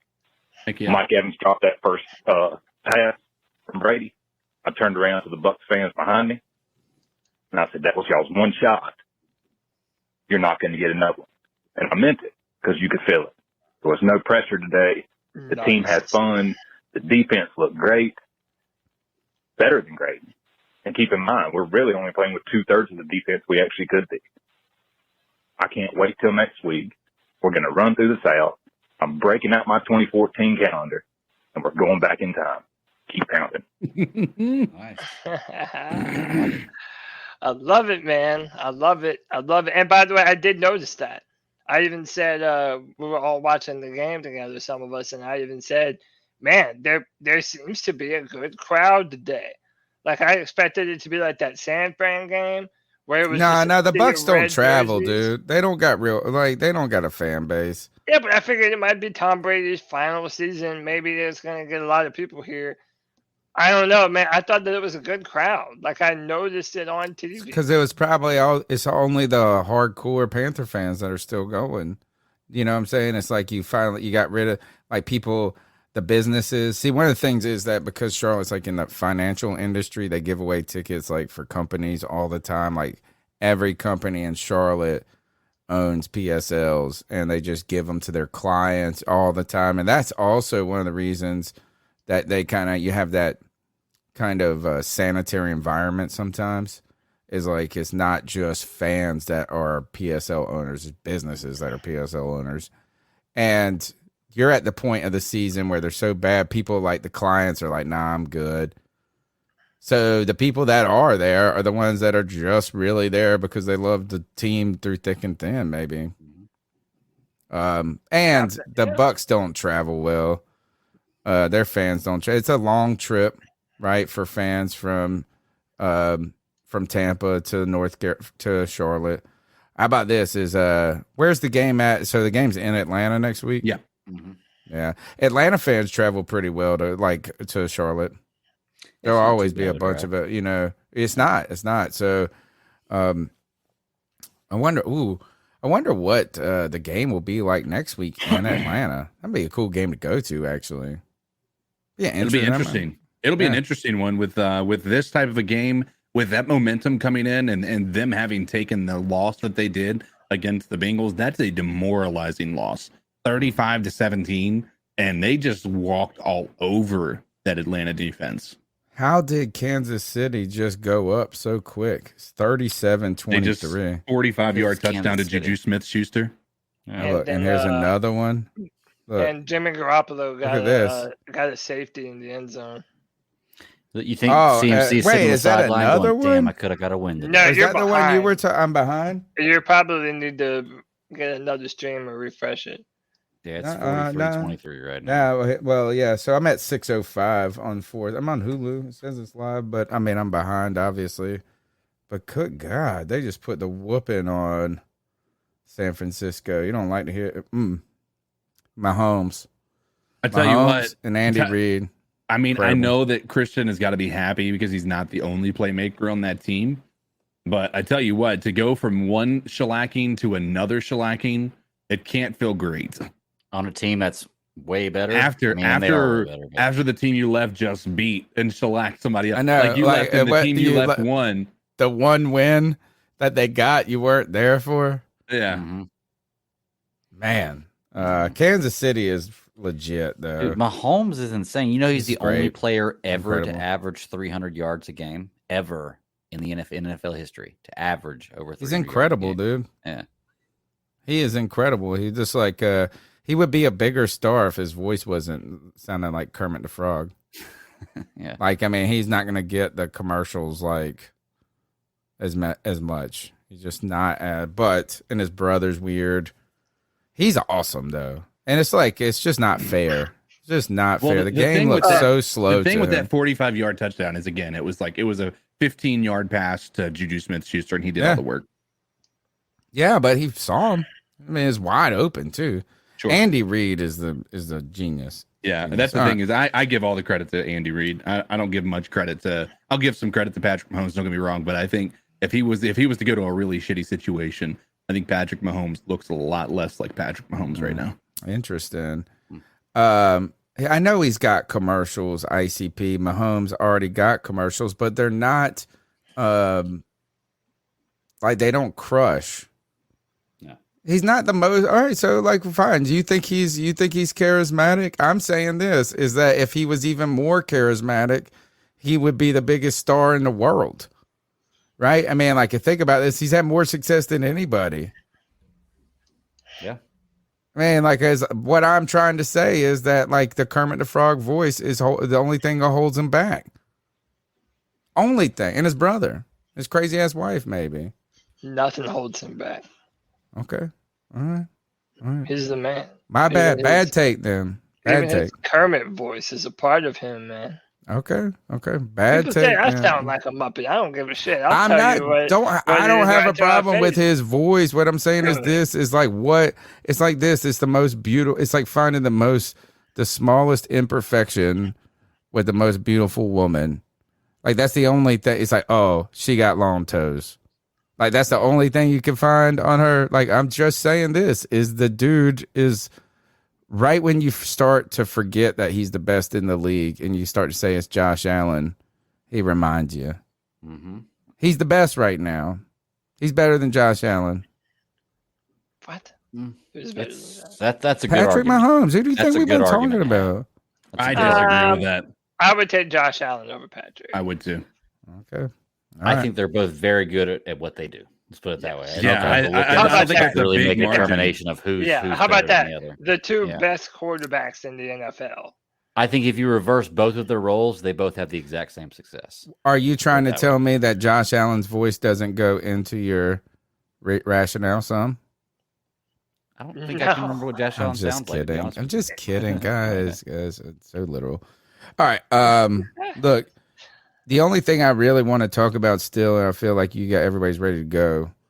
I'm not ready to go. I want to just stay here till like 10 o'clock and enjoy this moment. Let's do it. You've got Al until Holcomb- 9. Then I've got a House of the Dragon. Yeah, House of the Dragon finale tonight. It's a big deal. That takes precedence. I'll do a backflip. So glad Number it's a 1 o'clock 9 game. episode was not what it was supposed to be. It's pretty good. You don't think every episode to do this like the worst show ever made? So I don't want to hear it. Hey, read the book, Tony. It will open up the show for you. I'm telling you. I've in the middle of read doing it right now. I'm the telling you, it first makes the 2 show of the so much better. Game of Read the book. Thrones. No, this is not written like read Game of the Fire and Blood book. I'm telling you, it'll open up the show for you tremendously. Greg is loving it, man. I'm loving I it. couldn't Yes. be happier. Well, I'll read that if you read Lord of the Rings. Okay. I'll just have to wait till my next credit with Audible. fine. I'll get it. I have no problem. I love never it. had I a love it. problem. By the way, Tony, I never had a problem with Tolkien, ever. Like Tolkien's, dude, he's like he is the forefather of modern day fantasy. George says that, but you know. The only thing I really wanted to talk about was Al Holcomb in this defense. Mm-hmm. Do it. First, one of the things that was going on in the background was the control that Phil Snow, or the influence that Phil Snow had in the building. There have been reports per source that he was the real mastermind of a lot of the decisions being made. And really the kind of crutch that Matt Rule built his fraudulent, I guess whatever is like look upon. He's the puppet master in the background. But this defense has played well last week in some ways. And today they held Tom Brady without a touchdown. Only 4th time you said in his career. Third, he's like something like that. So this doesn't happen very often. The defense played well without some of their stars, and I just wonder what that says about Al Holcomb as a coordinator, and really what it said about Phil Snow and his role in the NFL. So that's just something that was on my mind. Yo, 10, I'm about it, dog. What's up? Hey, no, dude, look, Rhea reported earlier. And everybody that wanted to make fun of our sources were legit. There was a rift, and it was Matt Rule and Phil Snow on one side, and it was Steve Wilkes and Al Holcomb on the other. And we saw what faction between these warring factions reigned supreme. And by the way, I mean, I think everything that happened with our coaching staff is better for the future of our team. I think we're going to continue to run a very tough defense, more NFL defensive schemes. I'm hoping now that we're going to continue to see the younger players. I will continue to scream at the top of my lungs for Brandon Smith, who needs to be out there on the field. And, man, like Steve Wilkes and Al Holcomb, they are 100% capable of giving us the results that we want.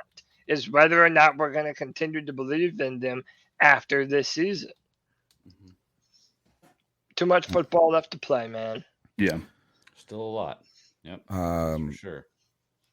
Jimmy Garoppolo sacked again, fumble, lost to the fumble? Kansas City Chiefs at the 50-yard line. 4 minutes left to go in the game. Oh, this game's over. And that's why they traded for Trey Lance, man.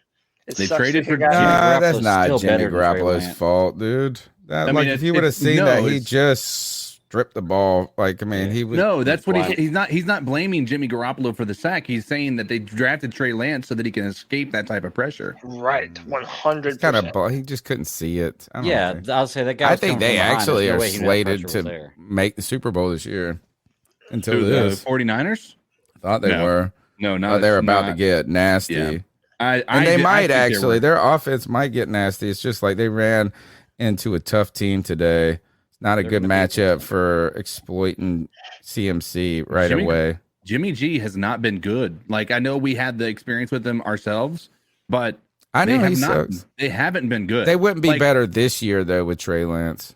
Maybe next year or the year after, but this year Trey Lance won't going to come if anything. Well, he came Jimmy in and he G, was sucking as it is. Yeah. What makes you think next year he'd come in and be good then? Because he's going to get experience and get better. But you know he what I'm got saying? that last year, didn't he? No, he barely played last year. Right, that's what my point. He sat and he played a little bit, and he got a whole year to sit a little bit. And yeah, play, but you got to have a whole year as a start. I feel like you got to get. Patrick Mahomes didn't. He came in and sat 1 year. Trey Lance, to be honest with you. Trey Lance. No, I'm saying this is I just don't think he would give them a better chance this year. I think Jimmy G is the whole point is that he's going to get you. It's about this year and it's not about the future. Trey Lance is about the future, not about this year. I think Jimmy G is taking a step back. When you see how he looked, well, they didn't even let him practice. Look at what happened last week against Atlanta. But he's never been some world beater. Right, he's That's not the a world point. beater. He's a good quarterback. He is limited. He's a good quarterback, but he's very limited in the amount of things that he can do. Now, Trey Lance is very raw and does not have a lot of playing time, but he does have a lot more physical gifts and arm talent and all those things. So, Trey Lance is a 1-4 start next season away from being a bust. Yeah, but he's a 1-4 start next season. So is a lot of other quarterbacks. Again, it comes with reps, and whether he gets them or not, who knows? But. So if he fails, if he comes out as a bust, it is a cautionary tale to people who think that you should go after people with high upside. Because guess who else had a high upside? Mitch Trubisky. Guess who has a high upside? Trey Lance. They weren't coming in here as ready NFL players, right? They were coming in here as projects. I'm tired of fucking projects. That's my thought. Yeah. I mean, that's something to be said. I don't know. I mean, there's so much unknown. And I think too, we just become prisoners of the moment so much. You could say that we're being like that today. A one win, and all of a sudden Cody's like, let's roll with PJ Walker and Matt Corral and Steve Wilkes and see how we're gonna show you this lawsuit's fake. Let them keep proving it. The other is the most recent being Josh Allen being that guy. They actually had two of those guys, Carson Wentz and him, were both that small school, didn't see enough of them. High upside guys, more mobile than you expect. Yeah, and so that just kind of tells you oh wow, that could happen, and you start to think that happens more often than it does, or more frequently than it does. I want to adjust because there's I want to adjust something here. It says Cam had high upside. I never said Cam didn't have high upside. I'm not saying I don't want to draft people who have a high ceiling. I just don't want to draft people who have a high ceiling that are currently at the floor. Yeah, right? unknown commodities. Right. Cam also Newton won a national championship, won a Heisman, won at every single level, and was one of the most incredible college careers you could ever ask for. This is a completely different argument. Right. He's a premier talent already. Sure. Not like a guy that you think you found a polished diamond in the rough. Or maybe you found a diamond in the rough that you can polish. It's not like a Josh Allen. It's not wearing the same. Cam Newton had been the best ever since he walked onto the football field as a 5-year-old. he's the premier. He's the top. Exactly. He's a 5-star of 5 stars. If they had a 6-star, they'd give it to Cam. Yeah. Is that he was, if anything, it was just the kind of debate at that point. The only unknown, and Cam arguably is the reason that it no longer is as big of a deal, is that you're just like, hey, being not a pure pocket passer a detriment in this league? And it's not. So you just go, this is like, he's the one that broke that. The only criticism with Cam is that he was too diverse in his abilities. Mm-hmm. And you just want some guy that's going to sit there in the pocket. It's like, he even broke that narrative. Right. Well, it's the having a true pocket quarterback is not a necessity in the NFL, but if you're not going to have a true pocket quarterback, you can't go with a classic scheme for it. You have to set up your team around that. Players like Jackson and I'll even say Kyler Murray are successful because of the way the team's set up around them. We continually tried to set up Cam Newton with a pocket passer team, but never gave him that ability. You know what I mean? Like we never gave Cam Newton a chance. Like if we'd have built the team around Cam Newton for his best abilities, he would have been amazing. I mean, he was amazing, but he'd been even more amazing.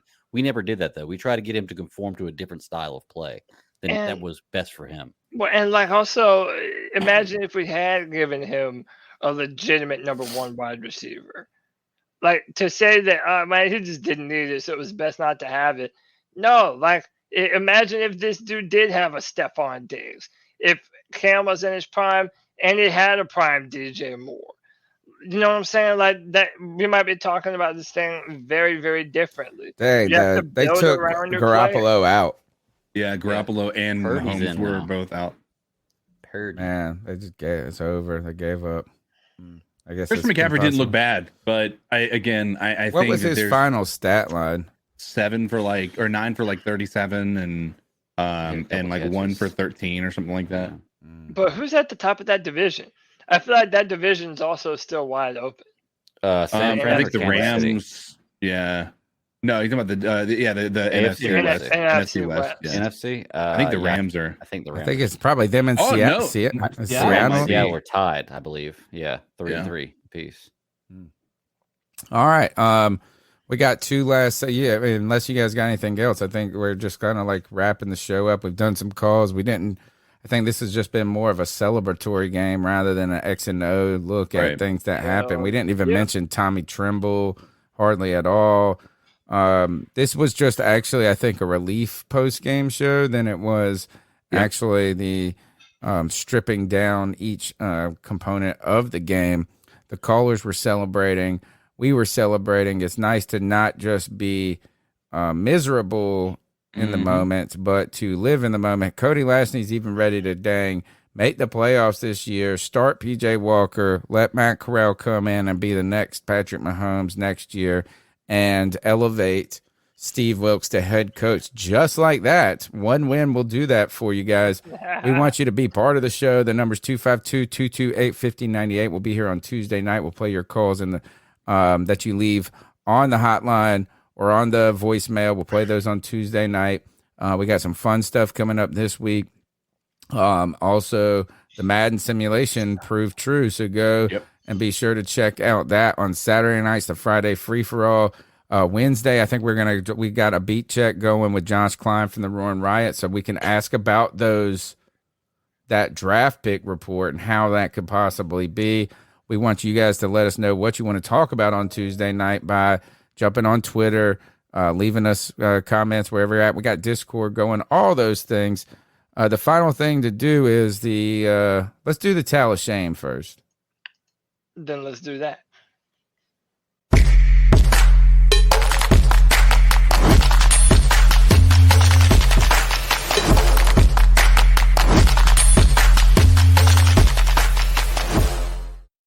Towel of shame is the wet towel that we give to the player that we want to call out, the player that we think made the mistakes, whatever. It's just kind of like our post-game ice up in a way. And the towel of shame, I'm taking the mic first, goes to Shitty Shy Smith. Shitty Shy Smith gets the towel of shame because first Cody, was ready to put this dude in Canton. just a month ago. Put this guy in Canton, shitting all over my boy, Damiere Byrd. Well, guess what? Chirp, chirp, Damiere Byrd flew by and dropped shit all over Shitty Shy Smith and his ridiculous decisions in the punt game, the return game. This is actually more, the towel of shame goes to Cody, I would say, for overhyping Shy Smith like crazy, dude, and not giving baby Damiere Byrd the respect he deserves. Towel of shame. Shitty Shy, Cody Lashney. That's all right. Shy's going to have his redemption arc. Just give it some time, okay? That's all it needs. But my towel of shame goes to Fat Mule. Rat Mule. Fraud Mule. Matt Drool. Matt Fool. Dude, whatever. I can't be bothered. Matt, not cool. He's a fool, and don't I know it? You know? Look, seeing the talent that we've had on this team underachieve, and then how well these guys came out and played today, to me is the ultimate indictment on Matt Rule and how he was never good at his job. He was always a snake oil salesman, and he was always leading us down the wrong path. Who knows how many winning seasons we potentially could have had if we had better management and a better head coach that wasn't Matt Rule. I hope to never say your name ever again to Fat Fool. Ice up, or a towel of shame. There you go. Yeah. That too. Who's next? I'll go. My towel of shame is going to go to the San Francisco 49ers. They no, that sounds weird. It's not a part of this game, but it's open. They gave us 4 picks for Christian McCaffrey to go to their team, and he played a pretty heavy role in their game today, and they lost unbelievably bad. And they gave up 4 draft picks for Christian McCaffrey. He's a valuable player, and a lot of people were upset about him not getting a one. But to the 49ers, I have to say, after this first week of our success and their failure, ice up, son, or towel of shame. Okay, I'll go kind of in Cody's light. I'll go with Phil Snow.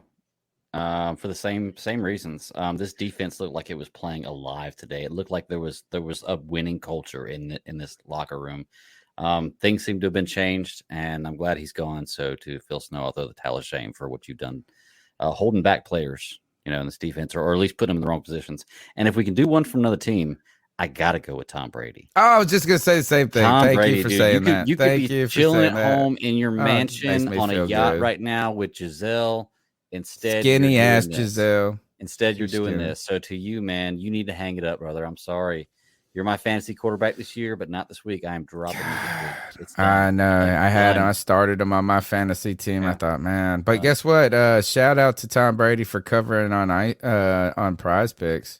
I hit. Yes, he covered for me too. I won the first time. I will just say this real quick is about my PrizePicks is I got the my easy one I got, which was the free space because they gave the free square on Tuesday with Steph Curry, and I went Tom Brady because I wanted just an easy win. Right now so Flex Friday, guys, and we're not even getting paid right now to do this read. We just like I like PrizePicks. Yeah. On Fridays, they send an email every now and then, or I think, and this week sometimes there's different rules for it. This week, between 3 and 6, if you put in a 5-picker, instead of getting 10 times your money, you got 15 times your money, and that's on the flex. That's not on the power play. Ooh. Right? So 5 picks, I put $10 in, would have paid out $150. I put 3 on baseball, and I don't watch baseball a lot. I got 2 out of 3 on the baseball ones. I had more than 1.5 hits in the first inning between the two.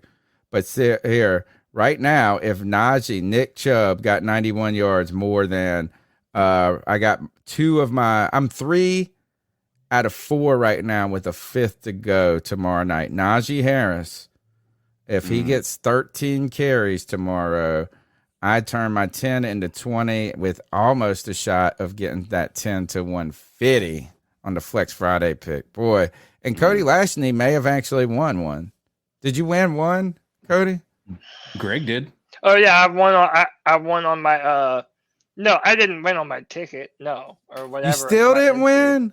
Dude, I picked Aaron Rodgers. Oh. On Friday's show? Yeah. I was up there. I just remember that DJ one.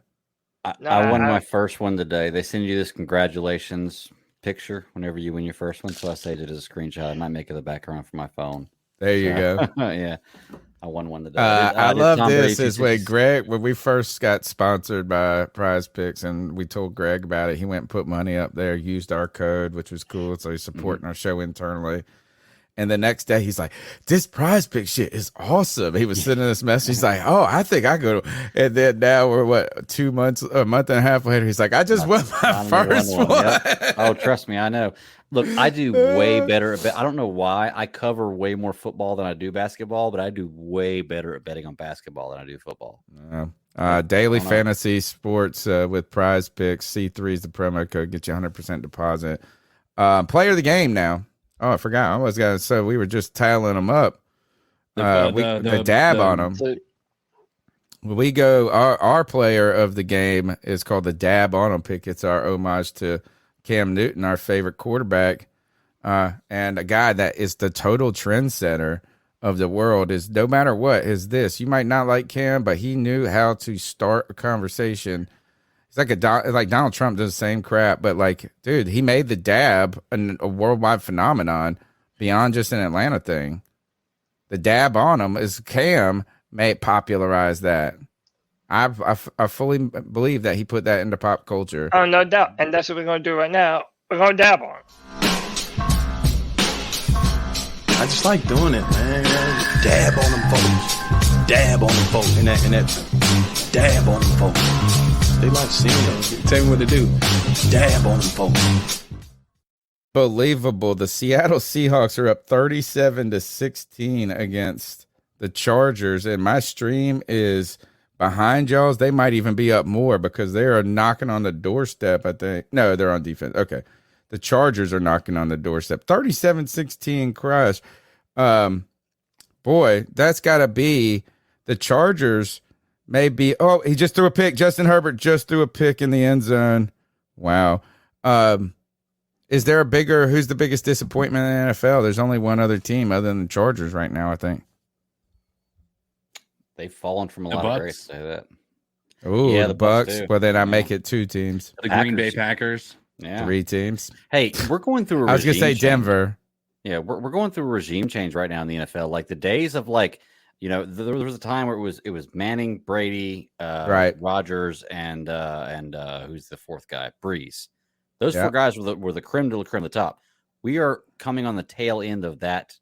Oh yeah, now we're in the Patrick Mahomes, Josh Allen, Joe Burrow era. Yeah, and Justin Brady and Rodgers' time is over. Not yet. Not at this point. He's got to win some before I'm starting to believe in him just yet. Sure, I can understand that. We could say Jalen Hurts is era right now. That's what I say. All right. Dab on him picks. Mine goes to Frankie Louvu. Frankie Louvu just makes plays, bro. He just makes plays. I feel he's just involved. He's always in the frame.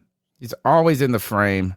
Whether he's in the play or he's not making the play, he's in the picture. He's never missing in action. Frankie Louvu, you get my dab on him pick.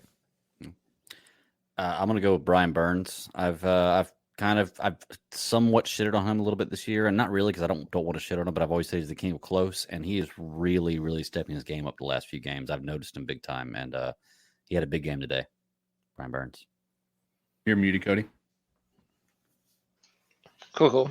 I wasn't even talking yet, but okay. No, my pick for dab on them is none other than PJ the Walker Wonder, baby. Witness the Walker Wonder. He's still got big things to do left for the Carolina Panthers, man. And yeah, look, right now I'm feeling good about what we can do. I like his aggressiveness. I like his arm. Steve Wilkes agreed with me and gave him the game ball. Dude, PJ the Walker Wonder, he's doing big time things, man. So shout out PJ. Yeah, shout out to PJ. All those are great, and I wanna say that there's so many players I think that could be on this list. Tommy Tremble, DJ Moore, Derek Brown, as a few people have said. Xavier Woods, even though he dropped that interception there at the end. There's a lot of people to be able to put on this list, but I've got to agree with David Tepper here. The way that these boys fought back, the way that they had energy, and the way that clearly in the locker room these guys are fighting for Steve Wilks.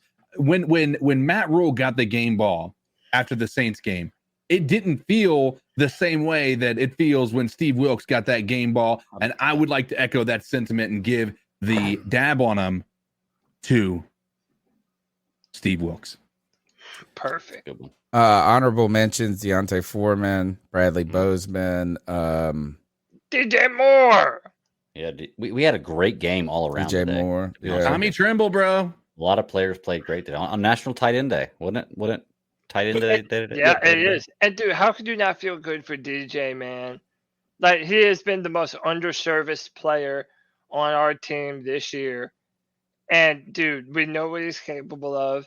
And for him to have a game like this today, to show the awareness to get both of his feet down in bounds, like, this dude's big time, man. To not yell at his wide receiver coach for not getting the ball. Yeah, not pouting, I'll tell you this. crying, throwing a temper tantrum. Yeah, PJ Walker in the Madden sim doesn't know how to run. Like, he'll scramble, but he just jogs. So in Madden, PJ Walker is now PJ walking, and so we saw him actually not even scramble in this game. That's how clean he was all day. So it's almost even worth it to say that offensive line deserves a dab on him pick, because they have been way better. Like, I don't know, man. It feels good to have an offensive line, and it just hurts that we didn't have a great start to this season, because that we felt like that was our missing piece. But Steve Wilks, I think, for me, just epitomizes what we wanted from a head coach, as far as keep pounding and knowing the history of this team and getting these guys to fight all the way to the end. It was a fucking incredible day. Mm-hmm. All right, good day. Awesome. Good day for the C3 Panthers podcast. Good day for the Carolina Panther fans out there. Almost a great day for me in all things. ECU won, PrizePicks are hitting, Panthers are hitting, and in my fantasy football league, that's like the one for the radio station I'm on, like, it's the Keeper League. It's a tough league, 12-team Keeper League. Mm-hmm. You always got to hit a home run with a back-end pick to set up the future. I did this with Alvin Kamara, drafted him in the 13th round one year, kept him for 5 years, got me a championship 4 or 5 years later.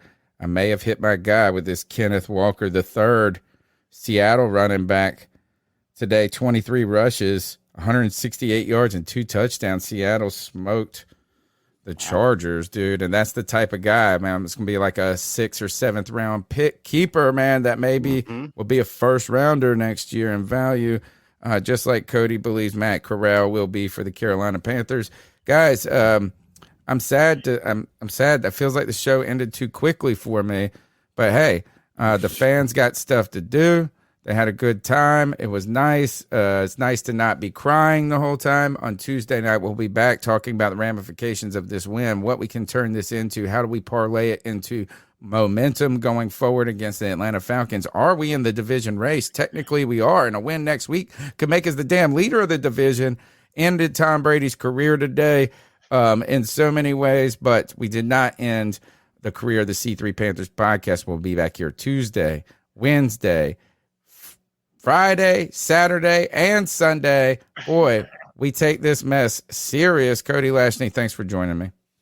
Hey, man, absolutely. There's nowhere I'd rather be after a Panther football game than sitting here hanging with my boys.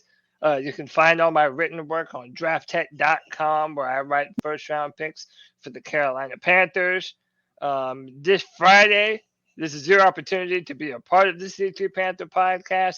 every Friday at 7 p.m. We do the Friday free-for-all, where you can come in just like we're doing now and give your honest take and assessment on the Carolina Panthers, where your voice can be heard. And peep us this Tuesday at 9 p.m. for our flagship C3 Panthers podcast. Tony Dunn, I'm feeling good. CK, how can they get after you? You can get me at Code Dizzle Allen on most social media platforms, but mainly here on C3. And we'll be here, as he mentioned, every Tuesday night, Friday nights, but I also do the Madden simulation every Saturday evening at 9:30. Last night, they called the Panthers winning this, and that is with no adjustments. We're not, like, mainly Madden has told us that we lose in these games, and today, or last night, they chose the Panthers to win this game in that simulation, surprisingly, and it came to fruition.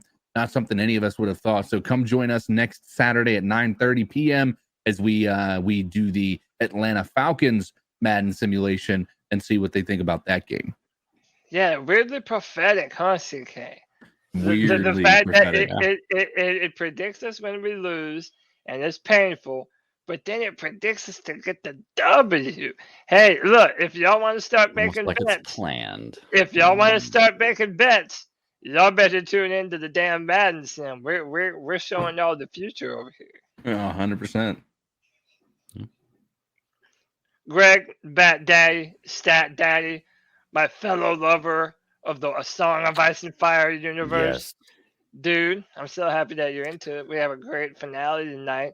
Tell them where they can find you, man, and where I can sometimes be found talking House of the Dragon. Yeah, man, you can check me out on the GCS podcast, the Geeks Chasing Squirrels Across the Multiverse. Check it on YouTube. We go live every Friday at 9 p.m. Eastern Standard Time. I am the Bat Daddy 52. We're going to be talking about the House of the Dragon finale. I just posted the short for the Black Adam review. So if you've seen Black Adam, it's full spoiler. So watch the movie before you check it out. But and we're talking about all kinds of crazy stuff: Black Adam, Andor, House of the Dragon, Rings of Power. The Boys. Arcane, everything that comes out that's fun to watch, we're talking about. So come check us out. All right. Well, let's get out of here, guys. C3 Panther Nation, until next time, you already know what we do. Keep pound